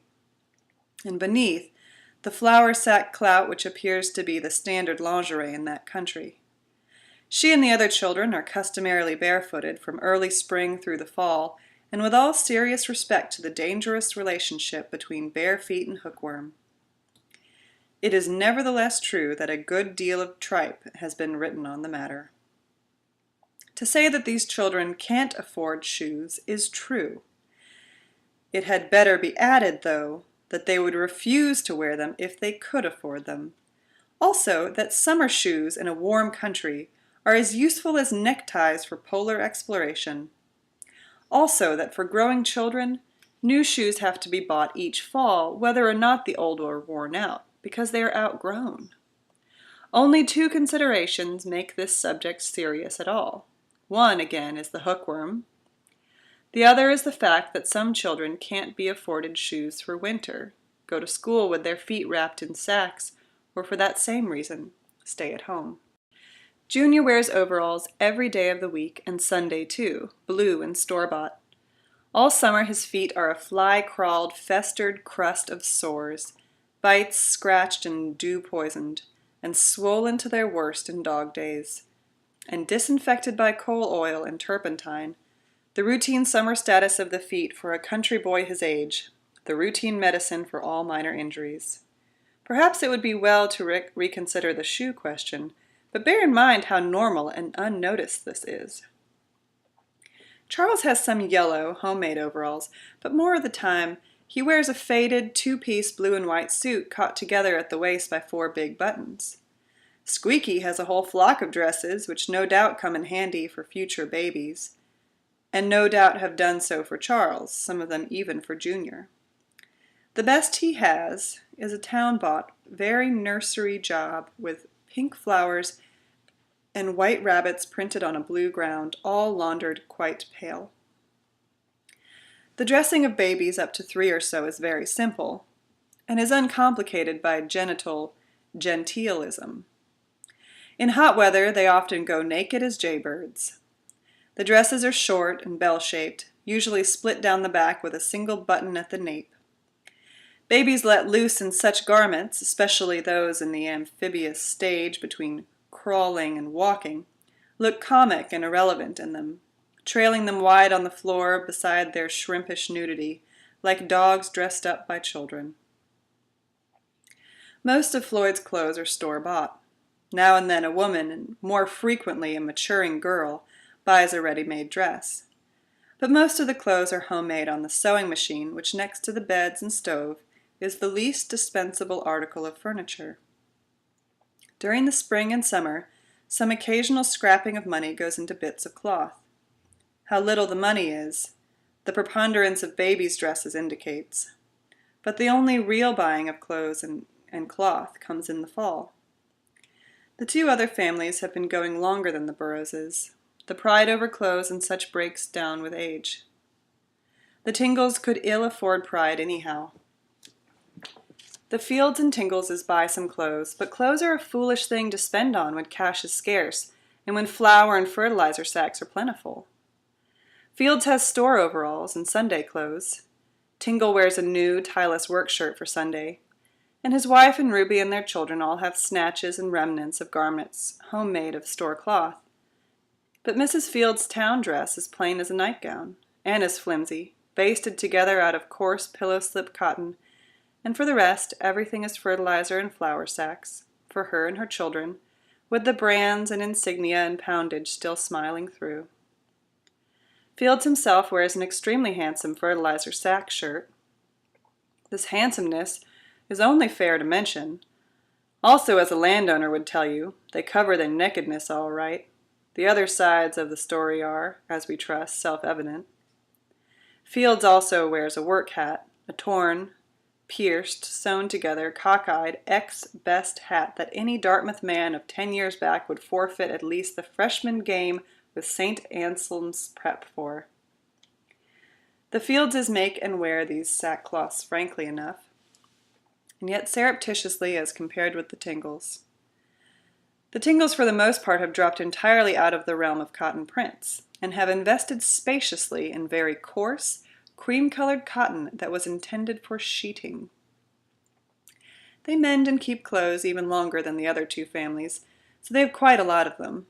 Ida Ruth wears just a flour sack, or a simple smock of sheeting cotton, and for Sundays and company, pink mercerized drawers. Sadie and Laura Minnie Lee have a choice of sheeting or guano sack dresses, totally plain, and sheeting overalls.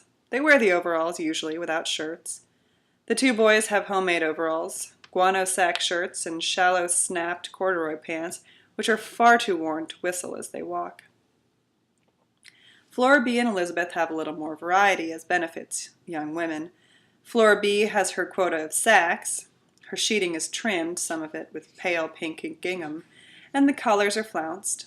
And besides that, she has an old fancy ruined curtain-lace blouse with drabbled ribbons running on it, and a bright, bold cotton print such as the town girls wear to the post office up in Moundville. Work and weather and diet, and the desperate knowledge that it is an attractive dress, bar her from ever being mistaken for a girl to whom such clothes come natural. Wearing it, she looks as though she has stolen it. Besides a number of plain sack and sheeting dresses, Elizabeth has a sheeting dress decorated with half crepe of rough blue cotton, and for best, translucent, dead black crepe sewn with twinkling beads and sweated open alarmingly at the armpits. All among these girls, by the way, scatter a few strings of glass beads and a belt or so with a sporty buckle to garnish and complete the picture.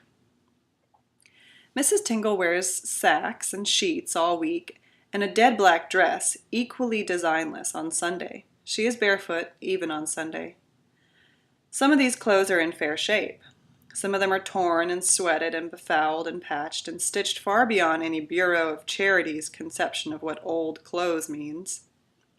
For work in the sun, most of the children and some of the women wear straw hats, modified, crackling sombreros. The Tingles alone among the three families go in for corn shuck hats, and they go in strong. A straw will cost anywhere from 15 to 50 cents.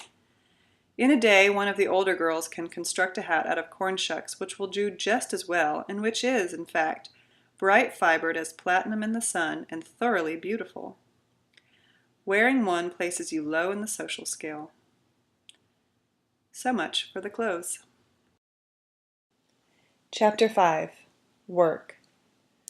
Food, clothing, shelter. The lives of most men on the earth are spent in getting these things. Few tenants have any strong or hopeful interest in the cotton they raise. They raise it because that is what they were rented their land and their home for. The greatest good it can do them is small against the work they have put into it. What they care more about is the corn they raise and the peas, the produce of the garden, and such little strips of sorghum, yams, peanuts, and they may or may not be permitted to plant. For these men not doubtful cash and possible debt, and another's profit in which they can have no heart but life itself. We shall detail none of the task and process of raising these crops. Raising cotton is what they are there for, what they must pour most of their lives into, and why they are alive at all.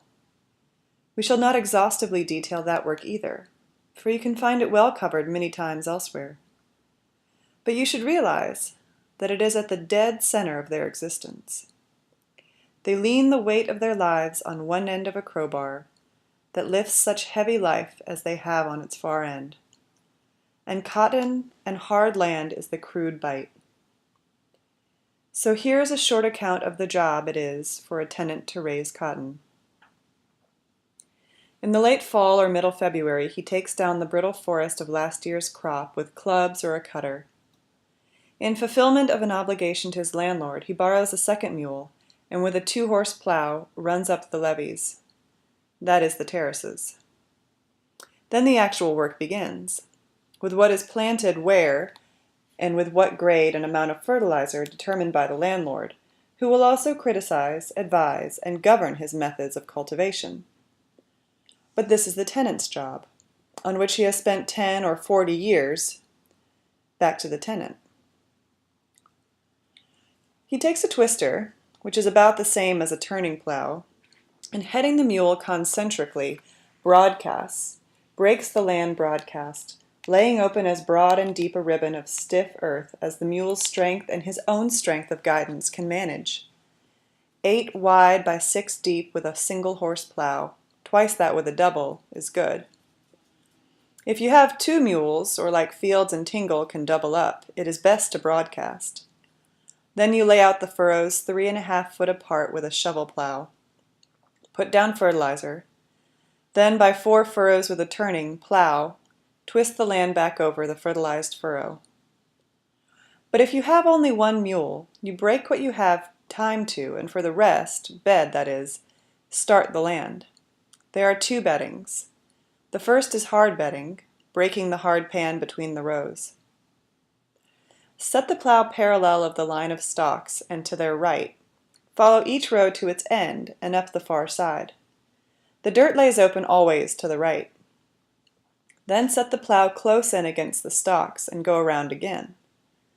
The stalk stubble is cleaned out this second time round, and between each 2 rows is a bed of soft dirt. That is the first bedding. Then drop guano along where the stalks were by machine or by horn. Most tenants buy a horn, or make it as Fields has done. It is a long tin cone, small end low, with a wood handle. Hold it in the left hand. Take the guano in rhythmic fistfuls from the incipient frock slung heavily at your right side. After you have strode the gywaner, you turn the dirt back over with 2 plowings just as before, and that is the second bedding. Pitch the bed shallow or you won't be able to work it right. If you've done all this right, you haven't got a blemish in all your land that is not broke, and you are ready to plant. There are 3 harrows you might use, but the spring-toothed harrow is best. The long-toothed section harrow tears your bed to pieces. The short-toothed section is better, but catches on snags and is more likely to pack your bed than loosen it. The spring tooth moves lightly but incisively with a sort of knee action to the modulations of the ground, and it jumps snags. You har just 1 row at a time, and right behind the har comes the planter. It is rather like a tennis court marker. A little plow slivers open the dirt, just as its heel the seed runs out in a spindling stream. A flat wheel flats the dirt over, a light, tender iron sexual act entirely worthy of settling beside the dialogue and the sweep of the broad-handed arm. Depending on the moisture in the soil, it will be 5 days to 2 weeks before the cotton will show. Cultivating begins as soon as it shows an inch. The first job is barring off. Set a 5 to 6 inch twister, the smallest you have, close into the stalks as possible, as close as the breadth of a finger if you are good at it, and throw the dirt to the middle. Alongside your plow is a wide tin defender, which doesn't allow a blemish to fall on the young plants. Then comes the first of the 4 sweepings. The sweeps are blunt stalks shaped like stingrays. Over their blunt foreheads and broad shoulders, they neither twist nor roll, but shake the dirt from the middle to the beds on either side. For the first sweeping, you still use the defender, and you use a little stalk, but the biggest you dare, probably the 18-inch. Next comes the chopping, with which the whole family, down through children of 8 of 7, helps. Or rather, works all day. Chopping is a simple, hard, and hot job. It is simply thinning the cotton to a stand, hills a foot to 16 inches apart, 2 to 4 stalks to the hill, done with an 8 to 10 inch hoe blade.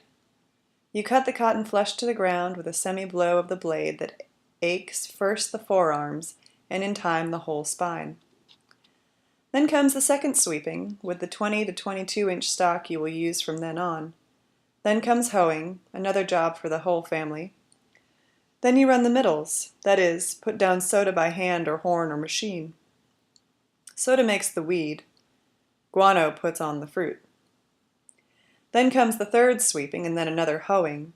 The first and second sweepings you've gone pretty deep. The stuff is small and you want to give loose ground to your feed roots. The third is shallow. The feed roots have extended within danger of injury. The fourth sweeping is so light a scraping that it is scarcely more than a ritual, like a barber's last delicate moments with his own soul before he holds the mirror up to the dark side of your skull. The cotton has to be treated very carefully, but this last sweeping it is making. Break roots or lack rain, and it is stopped dead as a hammer. The language of Tenants, among other non-literary and scarcely literate people, is full of surrealism of that quality. This fourth sweeping is the operation more properly known as laying by. From now on to picking time, everything is up to the sky, the dirt, and the cotton itself. It is from now in mid-July, for 5 or 6 weeks on, that you have nothing to do and no rations money. You look for work and by great luck get some, or you look until you are sickened with looking and sit down to take your leisure. Mile on mile on mile on mile, driving in midsummer, on the porch of 19 shacks in 20 you see the same sight, formal as a dream. The whole family, blank in the eyes as fish, sitting in stiff rows, speechless in their chairs, like the wives in Bluebeard's basement, slack as meats on butcher's hooks, more dead than death. The adolescent daughters in their cleanest, happiest prints. What this is like extended, like a lack of breath in too deep water, through 4 months of the wetness and cold and knee-deep mud of the winter. What it does to the heart and brain of its victims would be a pleasure to make unbearably clear. It is happening now. But only being there could make it clear. A tenant who is otherwise articulate shuts up as if he were shy of it. The trouble is, the public schools have not trained him in the ability to talk about abstractions, and food, and the uses of a useless day, and existence itself, are all very close to being abstractions in the winter. But it is midsummer. Here is what the cotton is doing with its time. Each square points up, that is to say on twig ends. Certain of its fringed leaves point themselves into the form of an infant prepuce. Each square points up and opens a white flat flower which turns pink the next day, purple the next, shrivels and falls the next, its fall forced upon it by the growth, at the base of the bloom of the bowl. Developments from square to bloom consume 3 weeks in the early summer, 10 days in the later, longer heat. The blooming keeps on all summer. The development of the bowl from the size of a pea to that point when, at the size of a big walnut, it darkens and dries and its white contents explode, it takes 5 to 8 weeks. Meantime, there are enemies: bitterweed, ragweed, Johnson's grass, the weevil, the army worm, the slippery chances of the sky. Bitterweed is easily extinguished and won't come back up again. Ragweed will, with another prong every time. That weed can suck your crop to death. Johnson grass takes hell and scissors to control. You can't control it in the drill, the row, with your plowing. If you just cut it off with the hoe, it is as high as your thumb by the next morning. The best you can do is dig up the root with the corner of your hoe, and that doesn't hold it back any too well. The weevil is much less dangerous an enemy than he used to be. Army worms are devils. The biggest of them are the size of your little finger. They eat leaves and squares and young bolls. They get a light crop of them at first.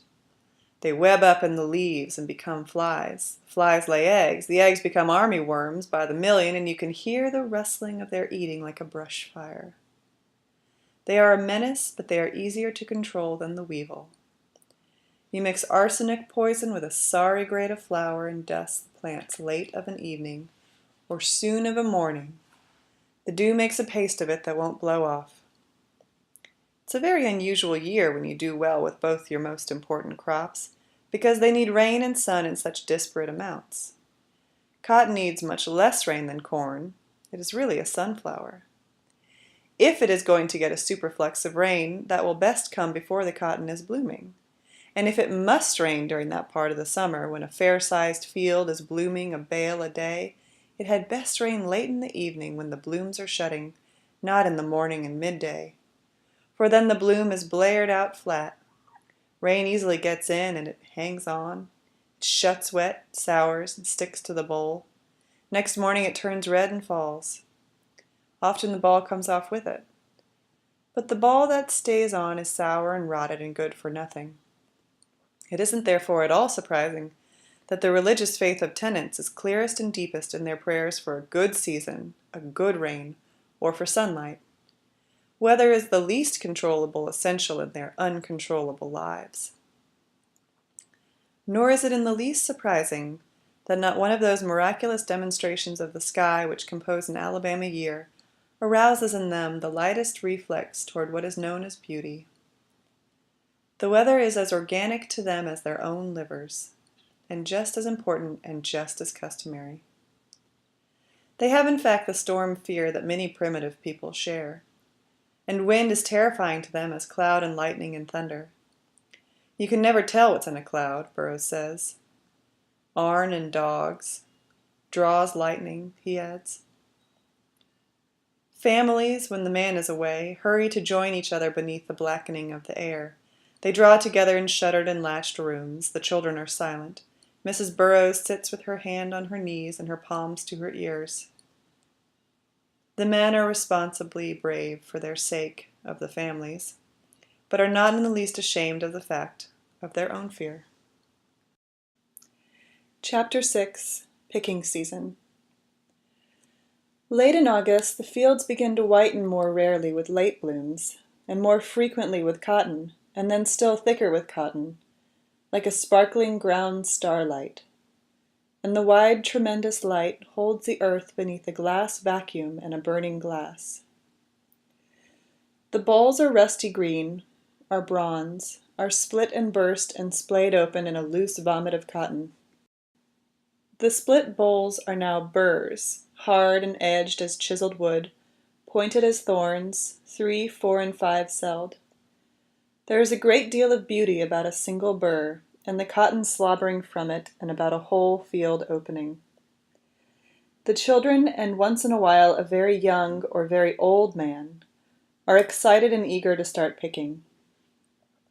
It is a joy that scarcely touches most men and any women, though, and it wears off in half a morning and is gone for a year. Picking is simple and terrible work. Skill will help you, endurance will come in handy, but neither makes it a bit easier. Over your right shoulder you have slung a long sack that trails to the ground. You work with both hands as fast and steadily as you can.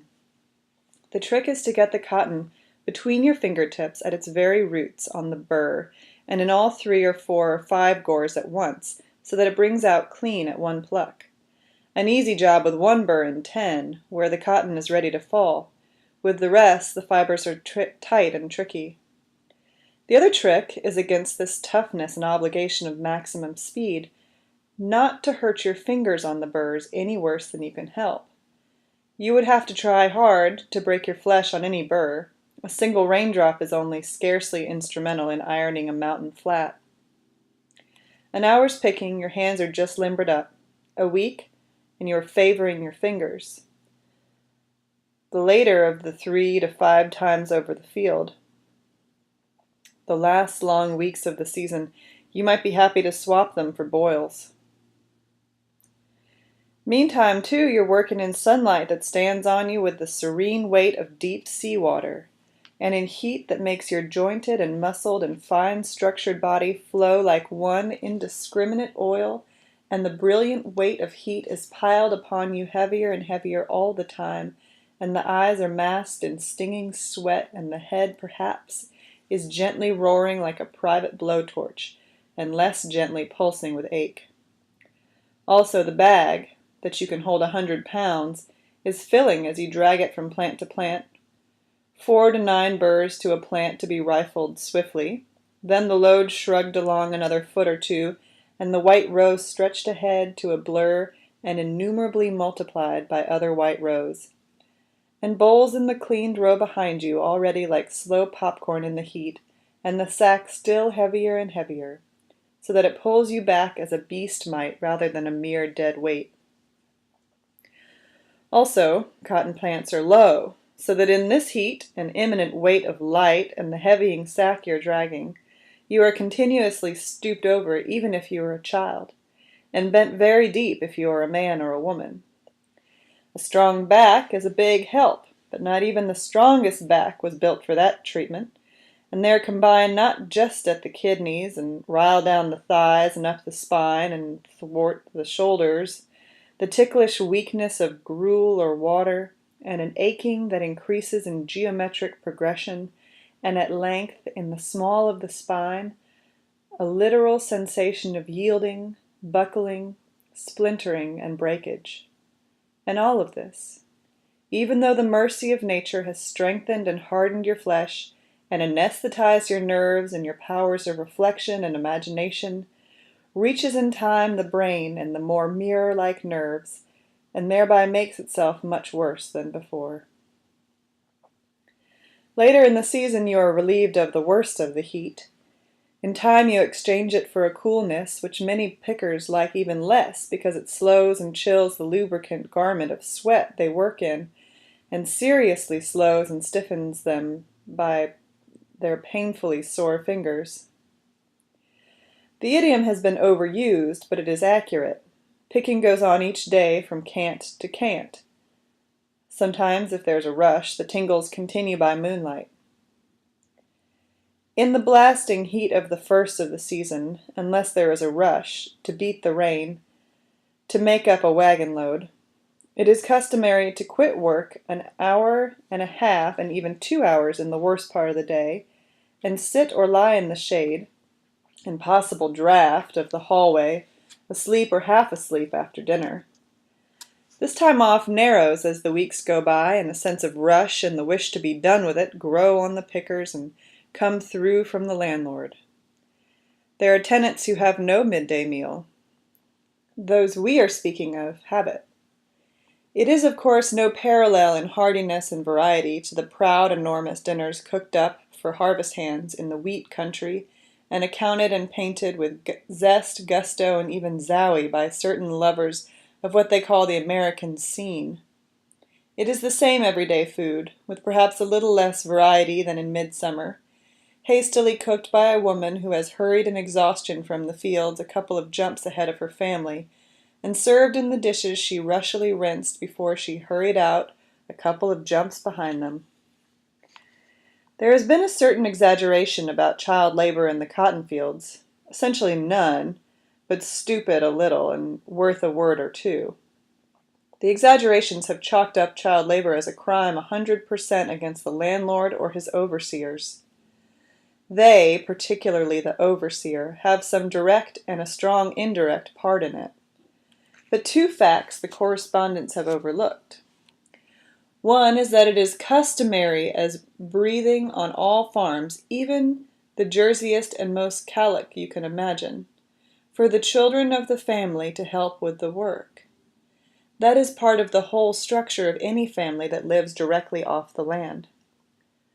The other fact is that southern farmers, more strongly than others, retain still the delineaments of the primitive family anywhere.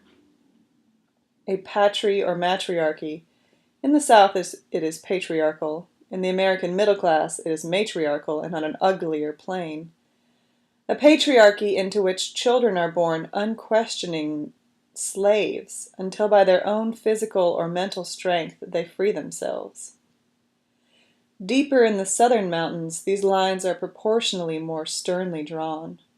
Southerners of 20 years back can remember vividly how, along the millhouse streets, deep country couples who had raised a brood to working age and brought them to market sat on their sterns on porch after porch while their children, at the spindles, brought in the bacon, or rather, sow-belly. Still another fact that has nothing to do with the tenant system is that cotton requires more labor than most other crops, and that the labor of your children is free. The economic skeleton of these three facts is plain as the skull on your throat, and so solidly sustains the arguments of those who ignore it, that it is odd indeed that they do ignore it. However, there is certainly a line. Cross it, and the work children do most certainly becomes child labor. Every tenant family crosses it, and the fact that few are aware of crossing it is irrelevant. In that country you speak of a family not as a family, but as a force, and with good reason. Nothing brilliant is expected of a 4-year-old, but he will do a fair amount of picking along with the others. You cannot learn him too young. By the time he is 7, he is no longer able to think of it, ever, as play. By the time he is 12, he has long outgrown any sense of privilege, pride, or novelty in plowing too. And by that time, if not before, it is likely to seem logical as well as necessary that he quit school. All of the same goes for a girl. The baby, meanwhile, is lying in the field or rolling around in the white load of the woven oak basket. A little older, say 2, and he is picking his hat or his skirt full. There are sometimes shifts into gaiety in the picking, or excitement, a race between the 2 children, a snake killed, but mostly it is silent, serious, and lonely work. Floyd Burroughs is a very poor picker. When he was a child, he fell in the fireplace and burnt the flesh off the flat of both hands. So his fingers are stiff and slow, and the best he has ever done in a day is 150 pounds. Average for a man is nearer to 250. His back hurts him badly too, so he usually picks on his knees, the way other pickers rest. And a man picking on his knees, down a white shutter of heat, is something for painters of peasants to look into. Allie Mae picks about the average for a woman, 150 to 200 pounds a day. She is fast with her fingers until the work exhausts her. Lucille picks 150 pounds a day. Junior hasn't yet gotten into his stride. Fields has been slowed down by poor health for several years now. His wife is strong and competent, and her mother is still a good picker, and a vindictive hand with an axe. So in spite of having only one child old enough to be any use, they can get in the crop without hiring a hand. The Tingle boys are all right when their papa is on hand to make them work. Otherwise, they are likely just to clown and tease their sisters. Sadie is very quick. Summer before last, when she was just 8, she picked 110 pounds a day in a race with Laura Minnie Lee. Last summer she was slowed up by runarounds that were losing her 2 nails, caused by the diet, plus dirt and not much fun among the burrs. But she was picking steadily. Mrs. Tingle used to pick 300 and 350 pounds a day, but sickness has slowed her to less than 200 now. It is possible that Mrs. Tingle is something of a fantast, though, and indeed in all the above we must bear in mind the possibilities of Homeric brag. According to general publicity surrounding the rust machine, 100 pounds a day is good picking. Commonly, cotton is stored in a small structure in the field, the cotton house. None of these three families has one. The Burrows' store in one of their outbuildings, the Fields' on their front porch, raising planks around it. The Tingles in their spare room. Children enjoy playing in it, tumbling, jumping, diving, burying each other. Sometimes they sleep in it as a sort of a treat. Rats like it too, to make a nest in, and that draws rat snakes. When the home scales have weighed out 1,400 pounds of cotton, it is loaded on the high-boarded wagon and taken to gin. A man is free to take his cotton to whatever gin he pleases, but that means generally the gin his landlord owns or has an interest in. The same goes for what store you trade at. Over and over again, you hear tenants say, innocently enough, too, that there's never no use getting a man agin ya. The children take turns riding in, bale by bale and year by year. They are likely to be cleaned up as for Saturday afternoon, and they are happy and excited. And there is, for that matter, a happiness and excitement and a raw, festal quality about it. This one of the tremendous, slow parade of mule-drawn, crawling wagons, creaking under the year's blood-sweated and prayed-over work, on all roads drawn in, from the slender red roads of all the South and onto the southern highways. A wagon every few hundred yards, crested now with a white and now with a black family, all towards these little trembling loads that are the gins, and in each private heart towards that climax of one more year's work which yields so little at best and nothing so often, and worse to so many hundreds of thousands. The gin too, the wagons in line, the people waiting on the wagons, the suspendered white-shirted men on the platform, the emblematic sweep of the great-shouldered iron beam scales cradling gently in the dark doorway, the insignia of justice, the landlords in their shirt-sleeves at the gin or relaxed in swivels beside the painted safes in their little offices, the heavy-muscled young men in baseball caps who tumble the bales with sharp, short hooks, the leafers drawn there to have their batteries recharged with the vicarious violence that is in process in the bare and weedy outskirts of the bare and brutal town. All that also, in its hard, slack, sullen way, is dance-like and triumphal. The big blank surfaces of ribbed tin, bright and sick as gas in the sunlight, square their darkness round a shuddering racket that is mystery to these we speak of. All it means to a tenant is this. He gets his ticket and his bail number, waits his turn in line, drives under as they rise the gin head. They let him down the suction pipe. He cradles its voracity down through the crest of it, and round his stack of cotton till the last lint has leaped up from the wagon bed.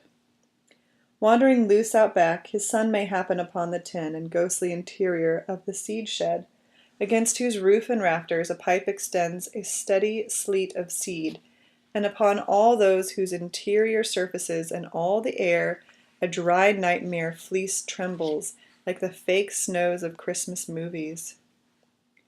Out in front he can see the last of the cotton snow-like relaxing in pulses down a space of dark into the compress. The bale is lifted like a Roxy organ. The press is unlatched, numbered brass tag attached. The ties fastened. It hangs in the light breathing of the scales. A little is slivered from it. The staple length is taken. Of the type raised in this vicinity, it is 7/8 inch to an inch. The ginning charge per scale varies a little, hangs around $4. On anything exceeding 550 pounds, there is an extra charge of 1 cent a pound, for this overweight strains the press. There are plenty of buyers on hand, ranging between Virgil Davis, who clerks in the town's biggest general store, the Moundville Mercantile, popularly known as Davis's, through legmen for Southern Mills. A half-cropper has little to say about the sales. A renter a fair amount. The cotton may be sold right off the platform and may wait on for better prices late into December. If it waits, it may be stored in the government warehouse, or it may be left outdoors. Alone among Moundville landlords, the Tidmore brothers have a warehouse of their own, and they charge their tenants no storage.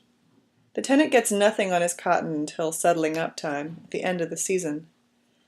The landlord's first cotton money, by invariable custom, pays off his fertilizer bill. What the tenant does get bale by bale is the money on his share of the cotton seed, on which his living depends.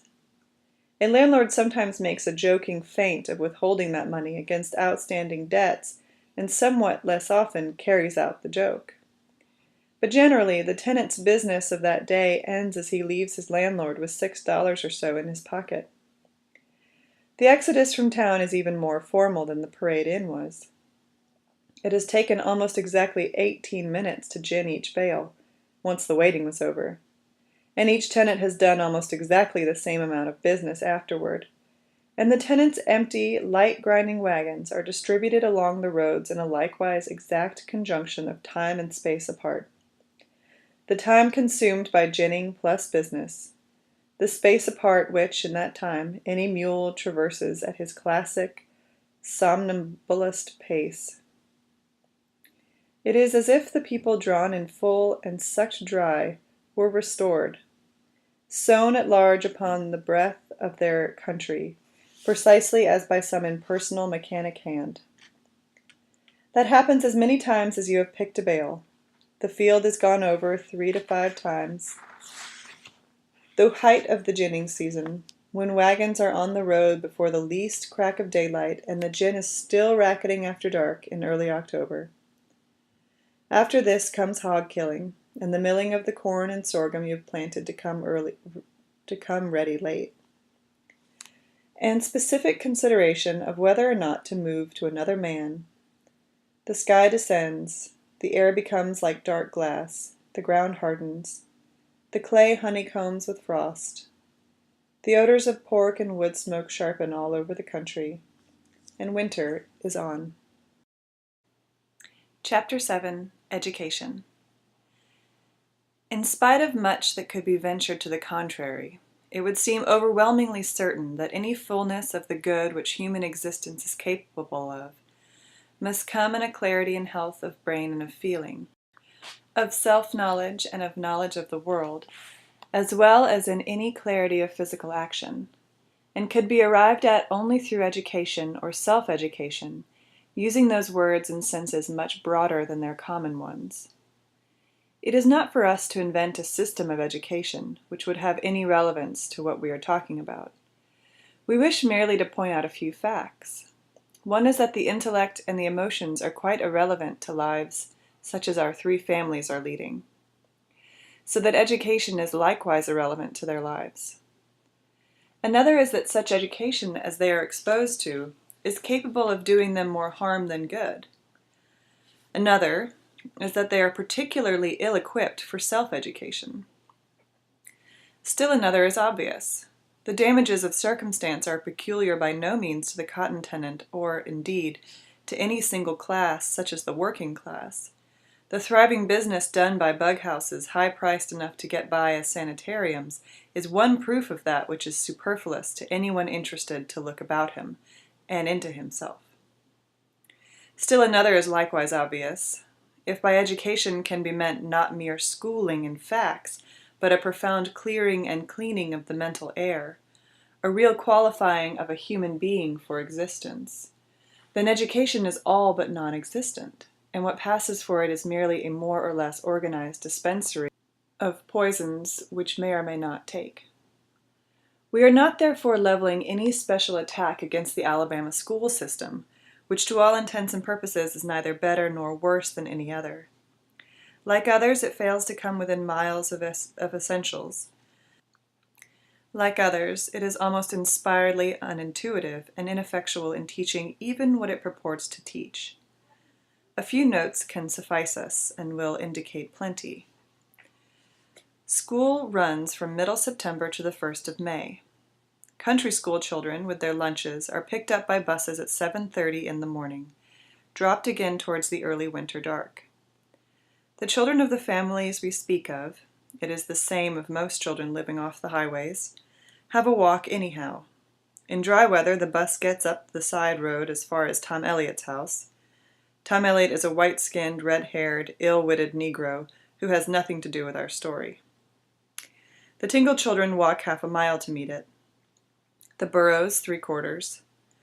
In wet weather, the bus can't leave the highway. The Tingles walk 2 miles, the Burrows 1.5 miles, and back in the afternoon in sometimes knee-deep clay. There was talk last summer of graveling the road up further, though most of the fathers of families were beyond road age, 45.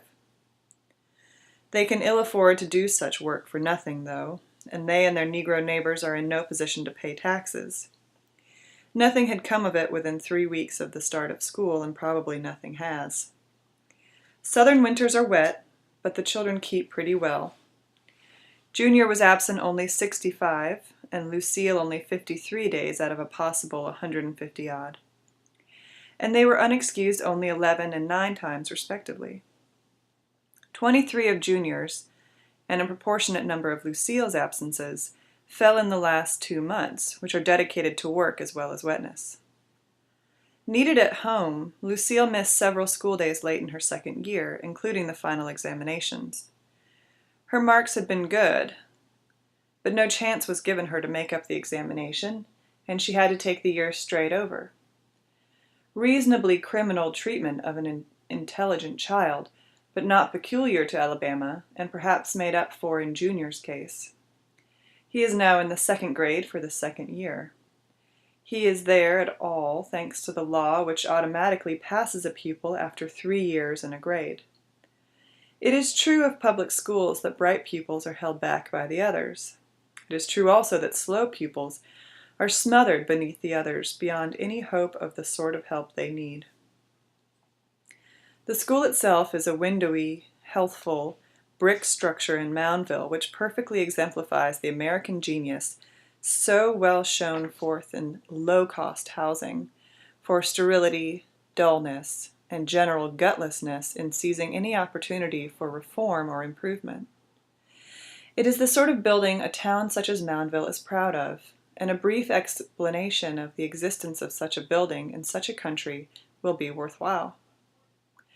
Of late years, Alabama has come awake to education. Its counties have received appropriations in proportion to the size of their school population. The school population of Hale County is 5 black to 1 white, and since not a cent has gone into Negro schools, such neat buildings as this are possible for white children. Negroes still sardine themselves 100 and 120 strong into stove-heated one-room shacks, which would reasonably house 1/5 of them if the walls, roof, and windows were tight. But then, as one landlord said, and as many more would agree, I don't object to Negro education up through 4th or 5th grade, maybe, but not further than that. I believe too strongly in white supremacy. The bus service, and the building the white children are schooled in, even counting the muddy walk, are downright effete, of course, compared to what their parents had. The schooling itself is a different matter, too, much more modern. The boys and girls alike are exposed to art and to music, and the girls learn the first elements of tap dancing. The art, of course, has nothing to do with art, if the children's favorite drawings are any indication, nor has the music anything to do with music, unless the piping of cute children's songs composed by dehydrated spinsters and child psychologists be taken as such. Moreover, though the sight of a gawkily graceful sharecropper's daughter clogging out abysmal barefoot imitations of Eleanor Powell is a pleasure, of some odd sort, it is not an unmingled pleasure. Not that any vote for finger-painting rhythms or Morris dancing is in order. We mean only to observe that the problem of aesthetic eye-opening and training has reached no solution, either Rarefield or practical, in Moundville's public school.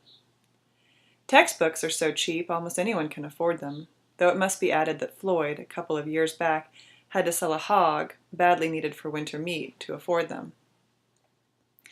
A few titles and a few quotations, thought over just a while, will suggest to you how much more thoughtful of the child mind textbook writing and teaching is today than yesterday, will suggest also just how effectual chance is. Let us also remember while we are about it, that few tenant children get beyond grade school, and that even here we shall imply the far reaches of the book knowledge of the average. Here are some that were kicking around the Burroughs' house last summer.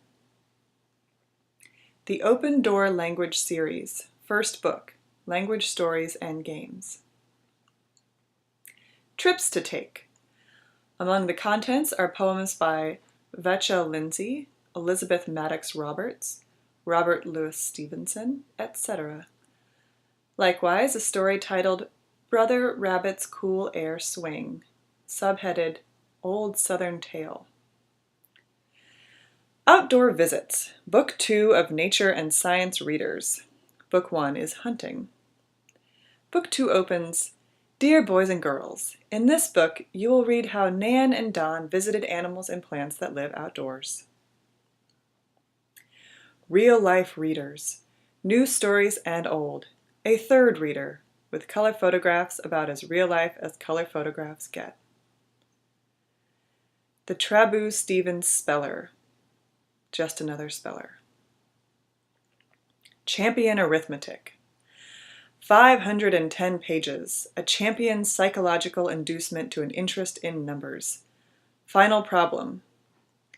Janet brought 1 1/4 pound of salted peanuts and 1/2 pound of salted almonds. Together she bought blank pounds of nuts. Floyd Burroughs can spell, read, and write his own name. Beyond that, he mires up. He got as far as the 2nd grade. By that time there was work for him, and he was slow-minded anyway. Allie Mae can read, write, spell, and handle simple arithmetic, and even at this late date grasps and is excited by such matters as the simpler facts of astronomy and geology. Bud Fields quit school at 12 when he ran away and went to work in the mines. He can read, write, and figure, so can his wife. Frank Tingle got as far as the 5th grade.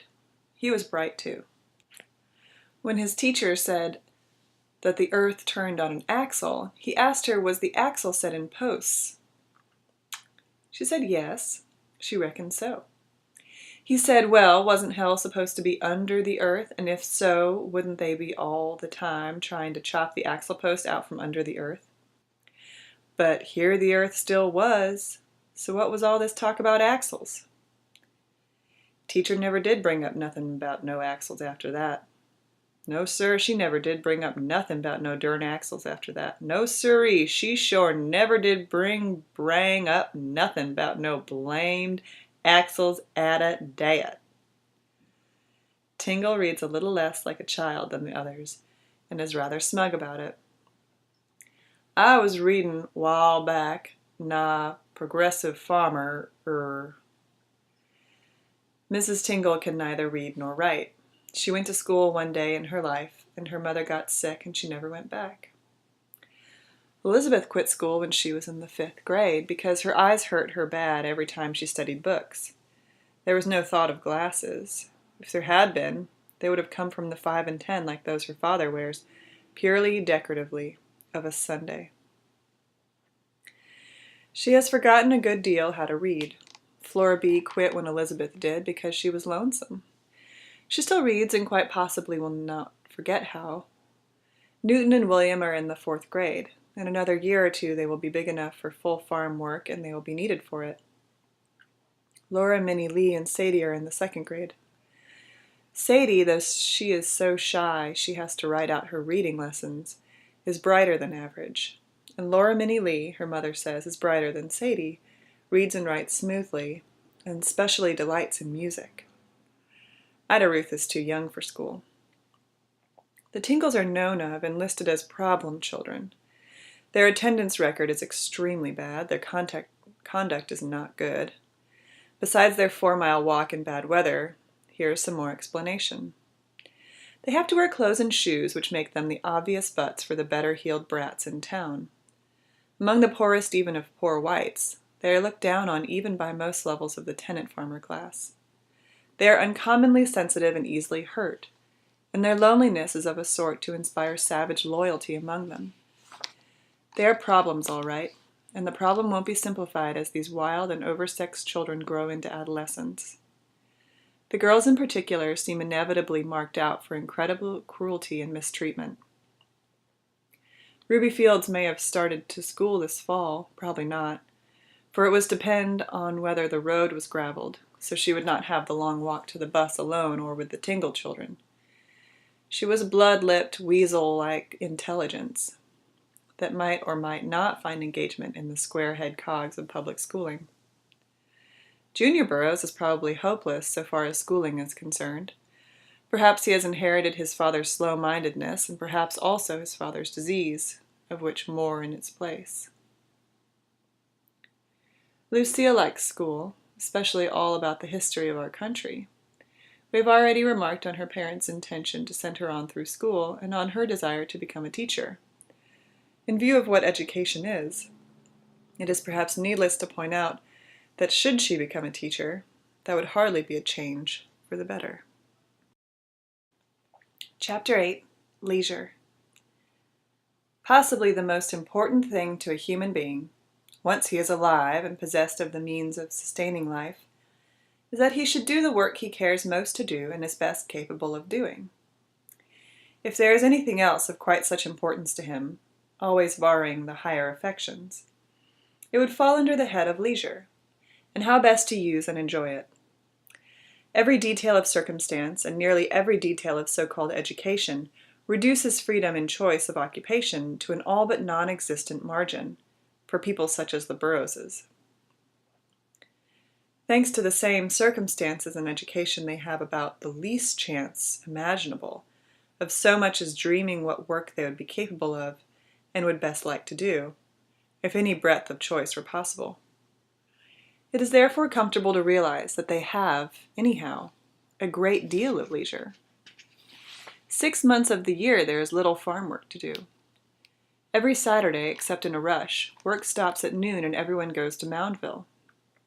Sunday is always a day of rest, and often even during work time, as we have seen, there are eases in the day. But when we say leisure, we are thinking of all social relations and of the enjoyment of life. We would be the first to admit that taking America by and large, the leisure of its people is, if anything, more grim than the work. But our subject here is the leisure of the tenant farmer, a subject difficult to write of journalistically, since it is so nearly an abstraction. There are virtually none of the narcotics to which almost any more prosperous class is addicted. There are very, very few newspapers or magazines. What there are saved. The covers and pretty pictures are pasted on the walls. The children save and look at the comic sections over and over. Frank Tingle alone among them enjoys reading. He reads pulps, when he gets them, from kiver to kiver, and he sometimes reads a copy of The Progressive Farmer.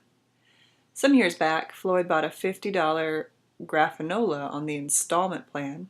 Judging by the music played at the 5 and 10 counters in the county seats, the white preference is for sweet as against hot, disliked as nigger music, and still more for wines like Lonely Days in Texas. There are no radios, there are few cars, and they are invariably Model Ts. None of them has the famous rustic pleasure of hewing closely to the party line. The infiltration of all that has to do with the outside world is slow, verbal, and distorted in transit. Perhaps we may as well mention here what we lately referred to as the higher affections. It is almost not quite safe to say that there is no such thing in that vicinity, except occasionally in the phases of courtship and the early phases of marriage. We must make these qualifications. The Tingles, much more cut off from people than the others, by their lowness on the scale, appear to have an actual, an active, mutual, and fully distributed affection, at least, and sometimes love for each other. Fields and his wife, though he refers to her in her presence as this woman here, show signs of really enjoying each other. Mrs. Burroughs is very fond of her father and her sister, Mary, proud and fond of her daughter and devoted to her youngest child as if he were the only thing that kept her alive, which perhaps he is. Floyd is fond and proud of his eldest son, but lovelessness is nevertheless overwhelmingly the impression you would get, and your impression would be confirmed in detail in the course of time. You can find the same, you may say, almost anywhere you look. We say only that the chances for good are at their slenderest in contexts such as we are here speaking of. Friend is a word you will hear seldom too. People don't have friends, they have kinfolk and neighbors and former neighbors and acquaintances, many of whom they would without reflection make great efforts and sacrifices for. They get along with them more or less amiably. The habitual expression of face and of gesture is serious, slow, and sometimes sad. Children play routine games of marbles, crack the whip, hide and seek. There are also spontaneous games with dogs. A solitary such as Charles makes up gibberish by the hour that shows an idiot genius for rhythmic variety. Older children begin to show the painful restiveness of a maturing mind that has nothing to mature on, and of a sexual hunger that has no way to feed itself. The leisures of adolescence are particularly disturbing to watch, and their power alone to bore to frenzy would explain early marriages if nothing else did. The social relations among the three families are limited. During easy parts of weekdays, Mrs. Fields, with her children in tow, may visit Mrs. Burrows, or vice versa. And they sit on the porch and drawl at each other. When the men are at work away from home or looking for work, they have a somewhat richer social exchange than this. More people are seen and more variety. There is a loosening of tongues under the sunlight and searching, and in the reflection of a morning's events during a lunch period. At home, most of the family talk is during meals. There is just the hard substance of the day and direct future in it. Junior went out to the cotton house, and there was a rat snake just a-dabbing at him. Or that black kitten went and had fits and he died. The children, especially the girls, sometimes spend overnight together, and the presence of a guest cheers everyone a great deal, though usually the pleasure is scarcely articulate. Very occasionally, whole families will visit each other overnight.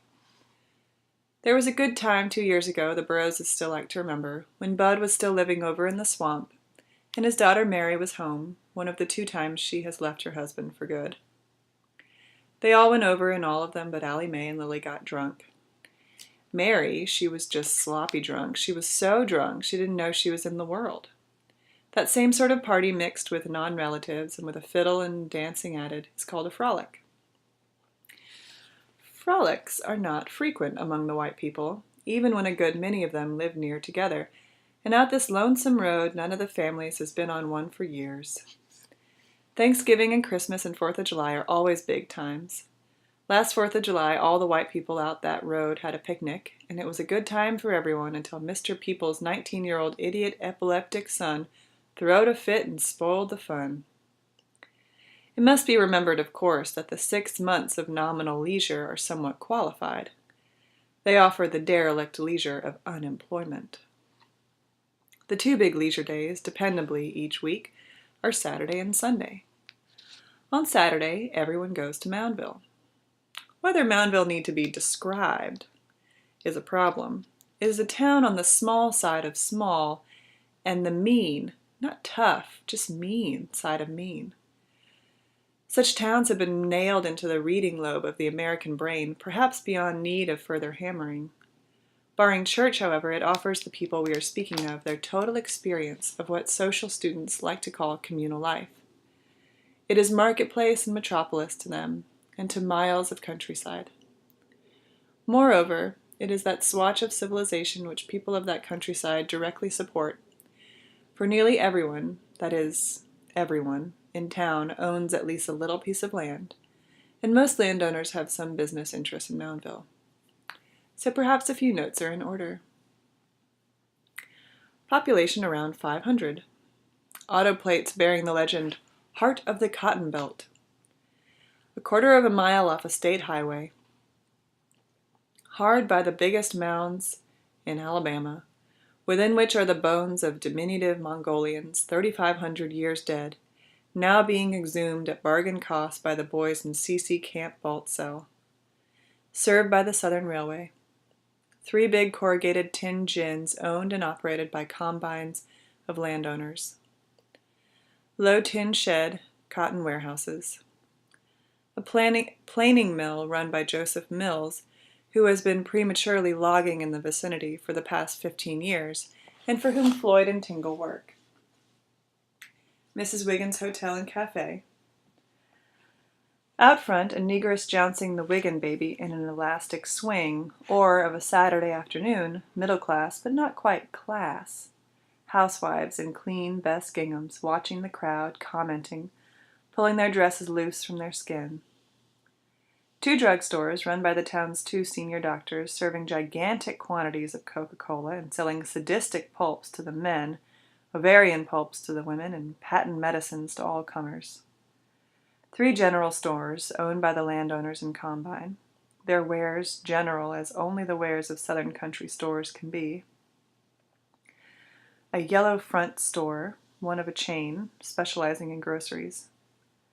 A hardware store, a filling station, others out at the highway. A mule market.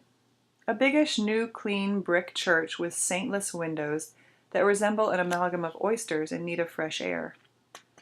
A landowner's church. Methodists or Baptists. What difference does it make?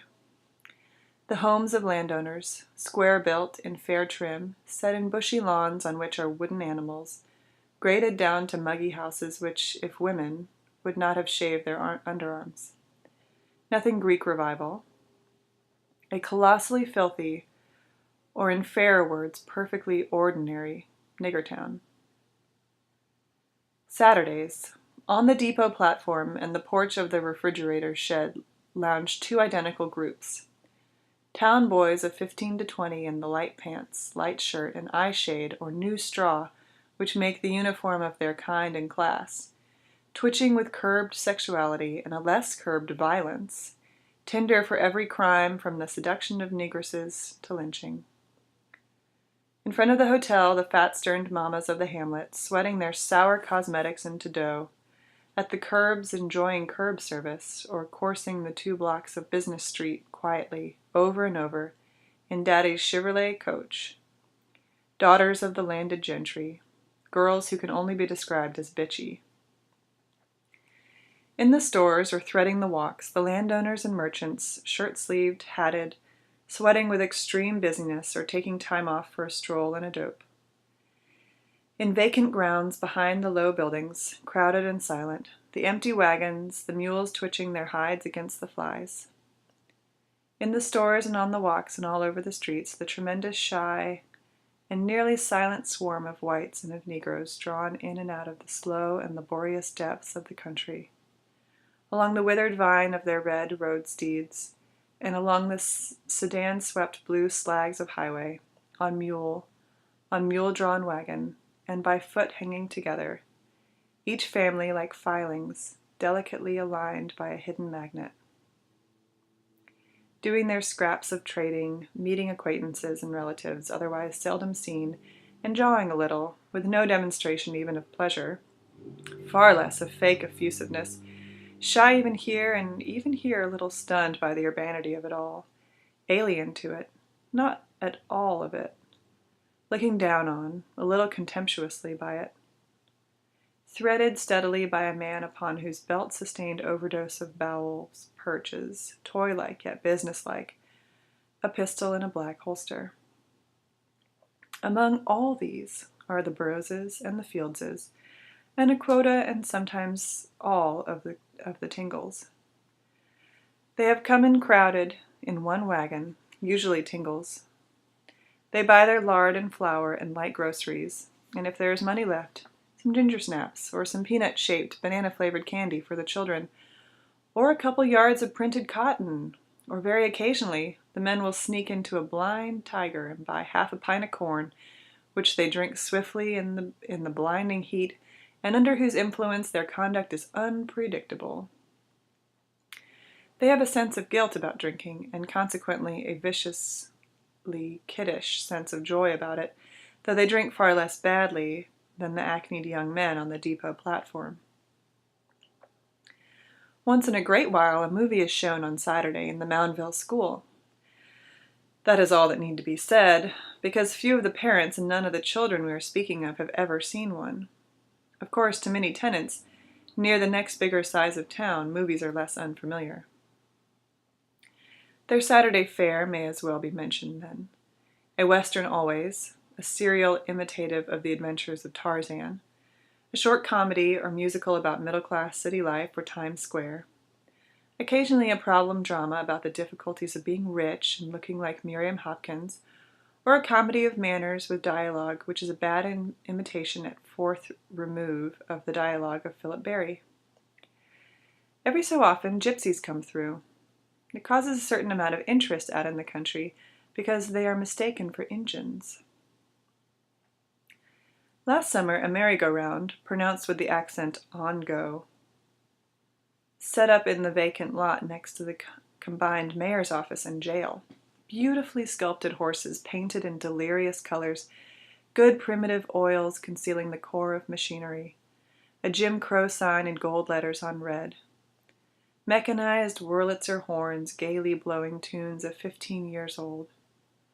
Burroughs and Tingle got drunk and took rides. Many adult Negroes, perfectly sober, rode too.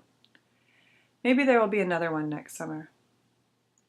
There was one running all the time up in Tuscaloosa. That is so far off, 25 miles, that, for instance, none of the Burroughs children have ever seen it until last summer. Sunday is the day of rest.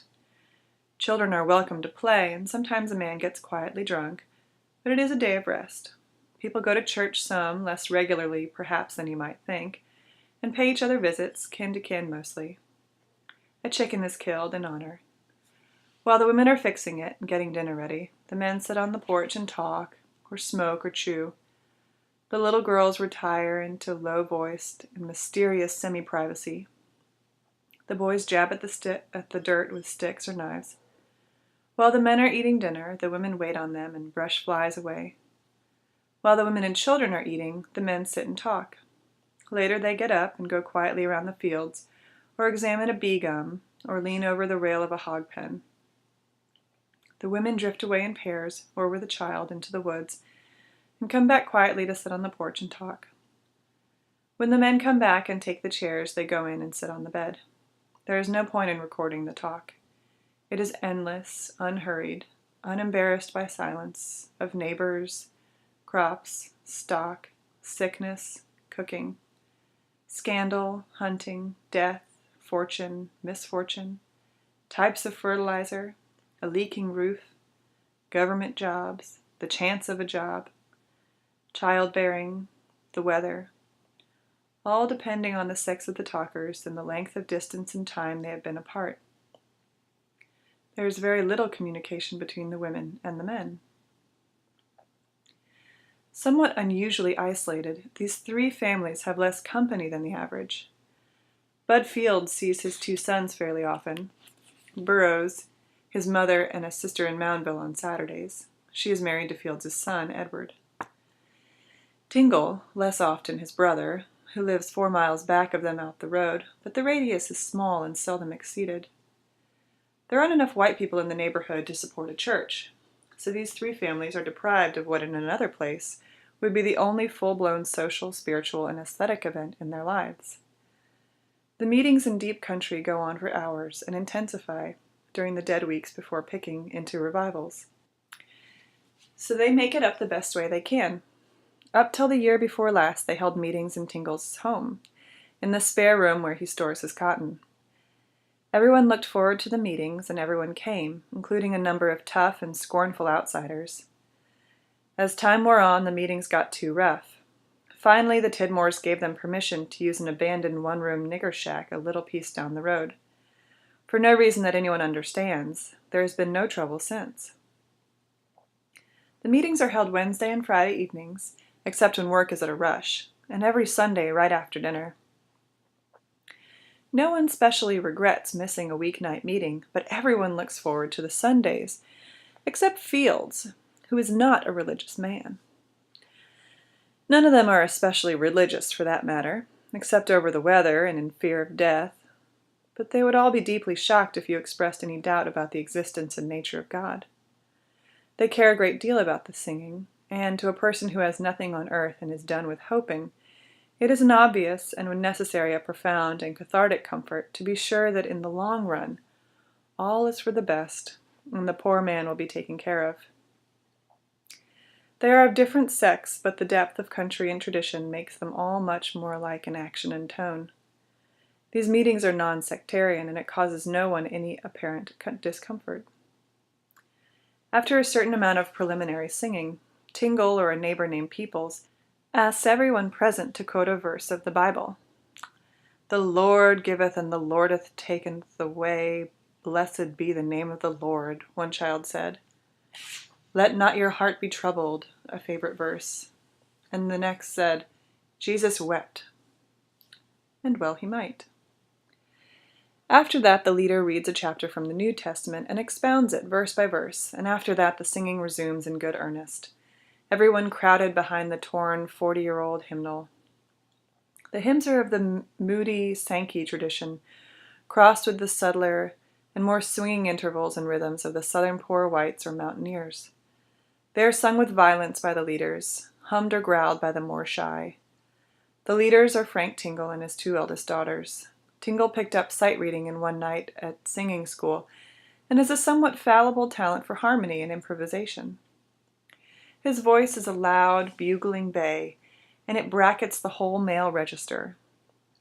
His daughters, who have learned the tunes and most of the words by heart, strain and tighten their naturally pleasant voices continually, in hopeless competition with him.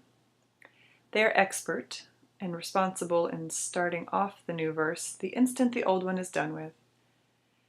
His two boys likewise break their changed throats. His two smaller girls sing slenderly like violins and fall into silences of shyness over the sound of their own voices. All the hymns are long, 5 and 6 verses plus chorus.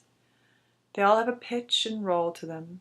The words are emotional, full of guilt, self-pity, and the certitude of ultimate love and rest. And wiry and shrill and lacking in the massiveness it needs, the singing nevertheless achieves the beginnings of its purpose.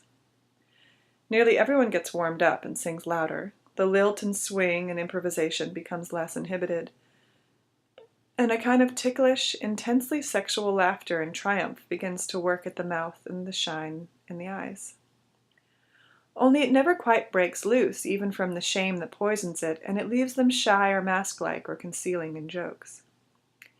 People come in and go out as they like, smoke at the doorway. There is no formal end to the service. The children and men drift out, then the wives. For the last half hour only Tingle and his two girls and Mrs. Tingle, moved, serious, and nearly silent in her deep black, are left in the shack. It is seldom they have a sermon. A year ago last fall, a Nazarene preacher named Mr. Eddie Sellers from up above Tuscaloosa preached them 2 in successive days and taught them a new hymn he had written. He really satisfied them, and they still remember him with deep gratitude. Chapter 9. Health. How late in her pregnancy a woman works around the house and in the fields, and how soon she gets back to work again, depends on her health and how much grit she has. Since that is the code she believes in and lives up to, the answer is, she works as late and as soon as she can stand to, which is likely to mean later and sooner than she should.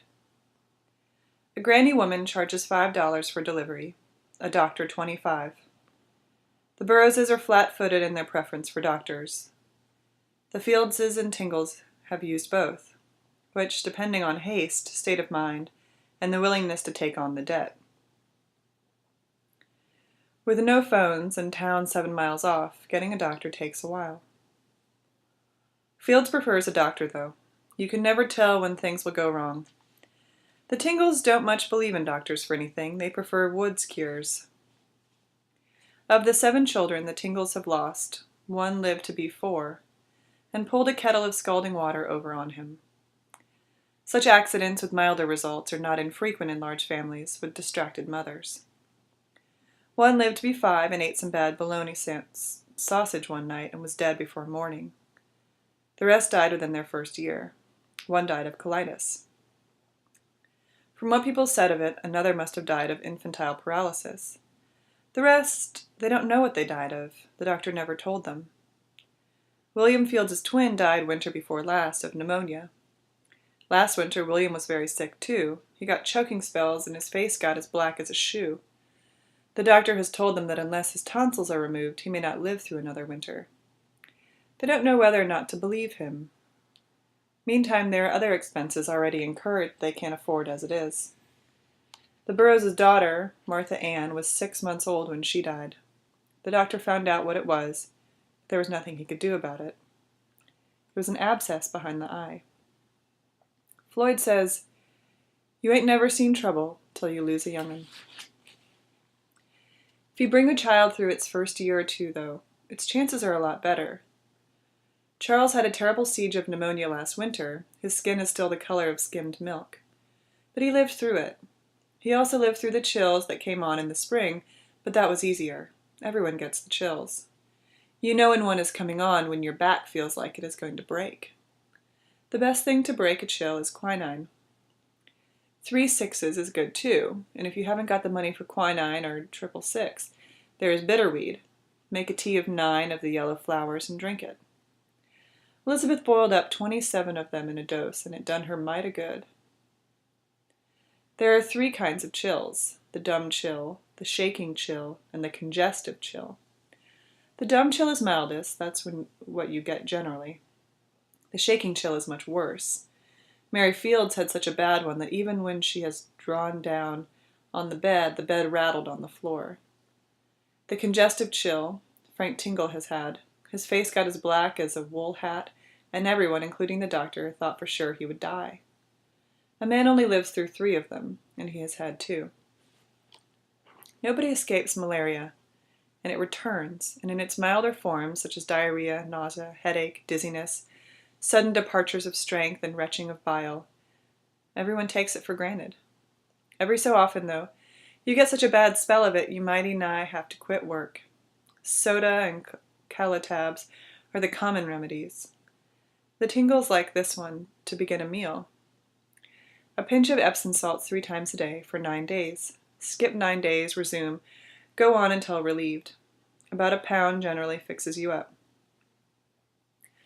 Or if you are constituted, luckily, the various poisons with which your system is loaded will assemble themselves into the safety valves locally known as risings and more widely known as boils. After a while, the valves blow off. That is the signal for another rising. Ruby, late last summer, was developing one in the fold of the elbow, the size of a dollar watch. Her mother had had 9 in the past month. Their arms and legs were leopard-like with violet scars. The doctor was quite jolly about it, in a way doctors have. He told them every rising was worth $5 to them.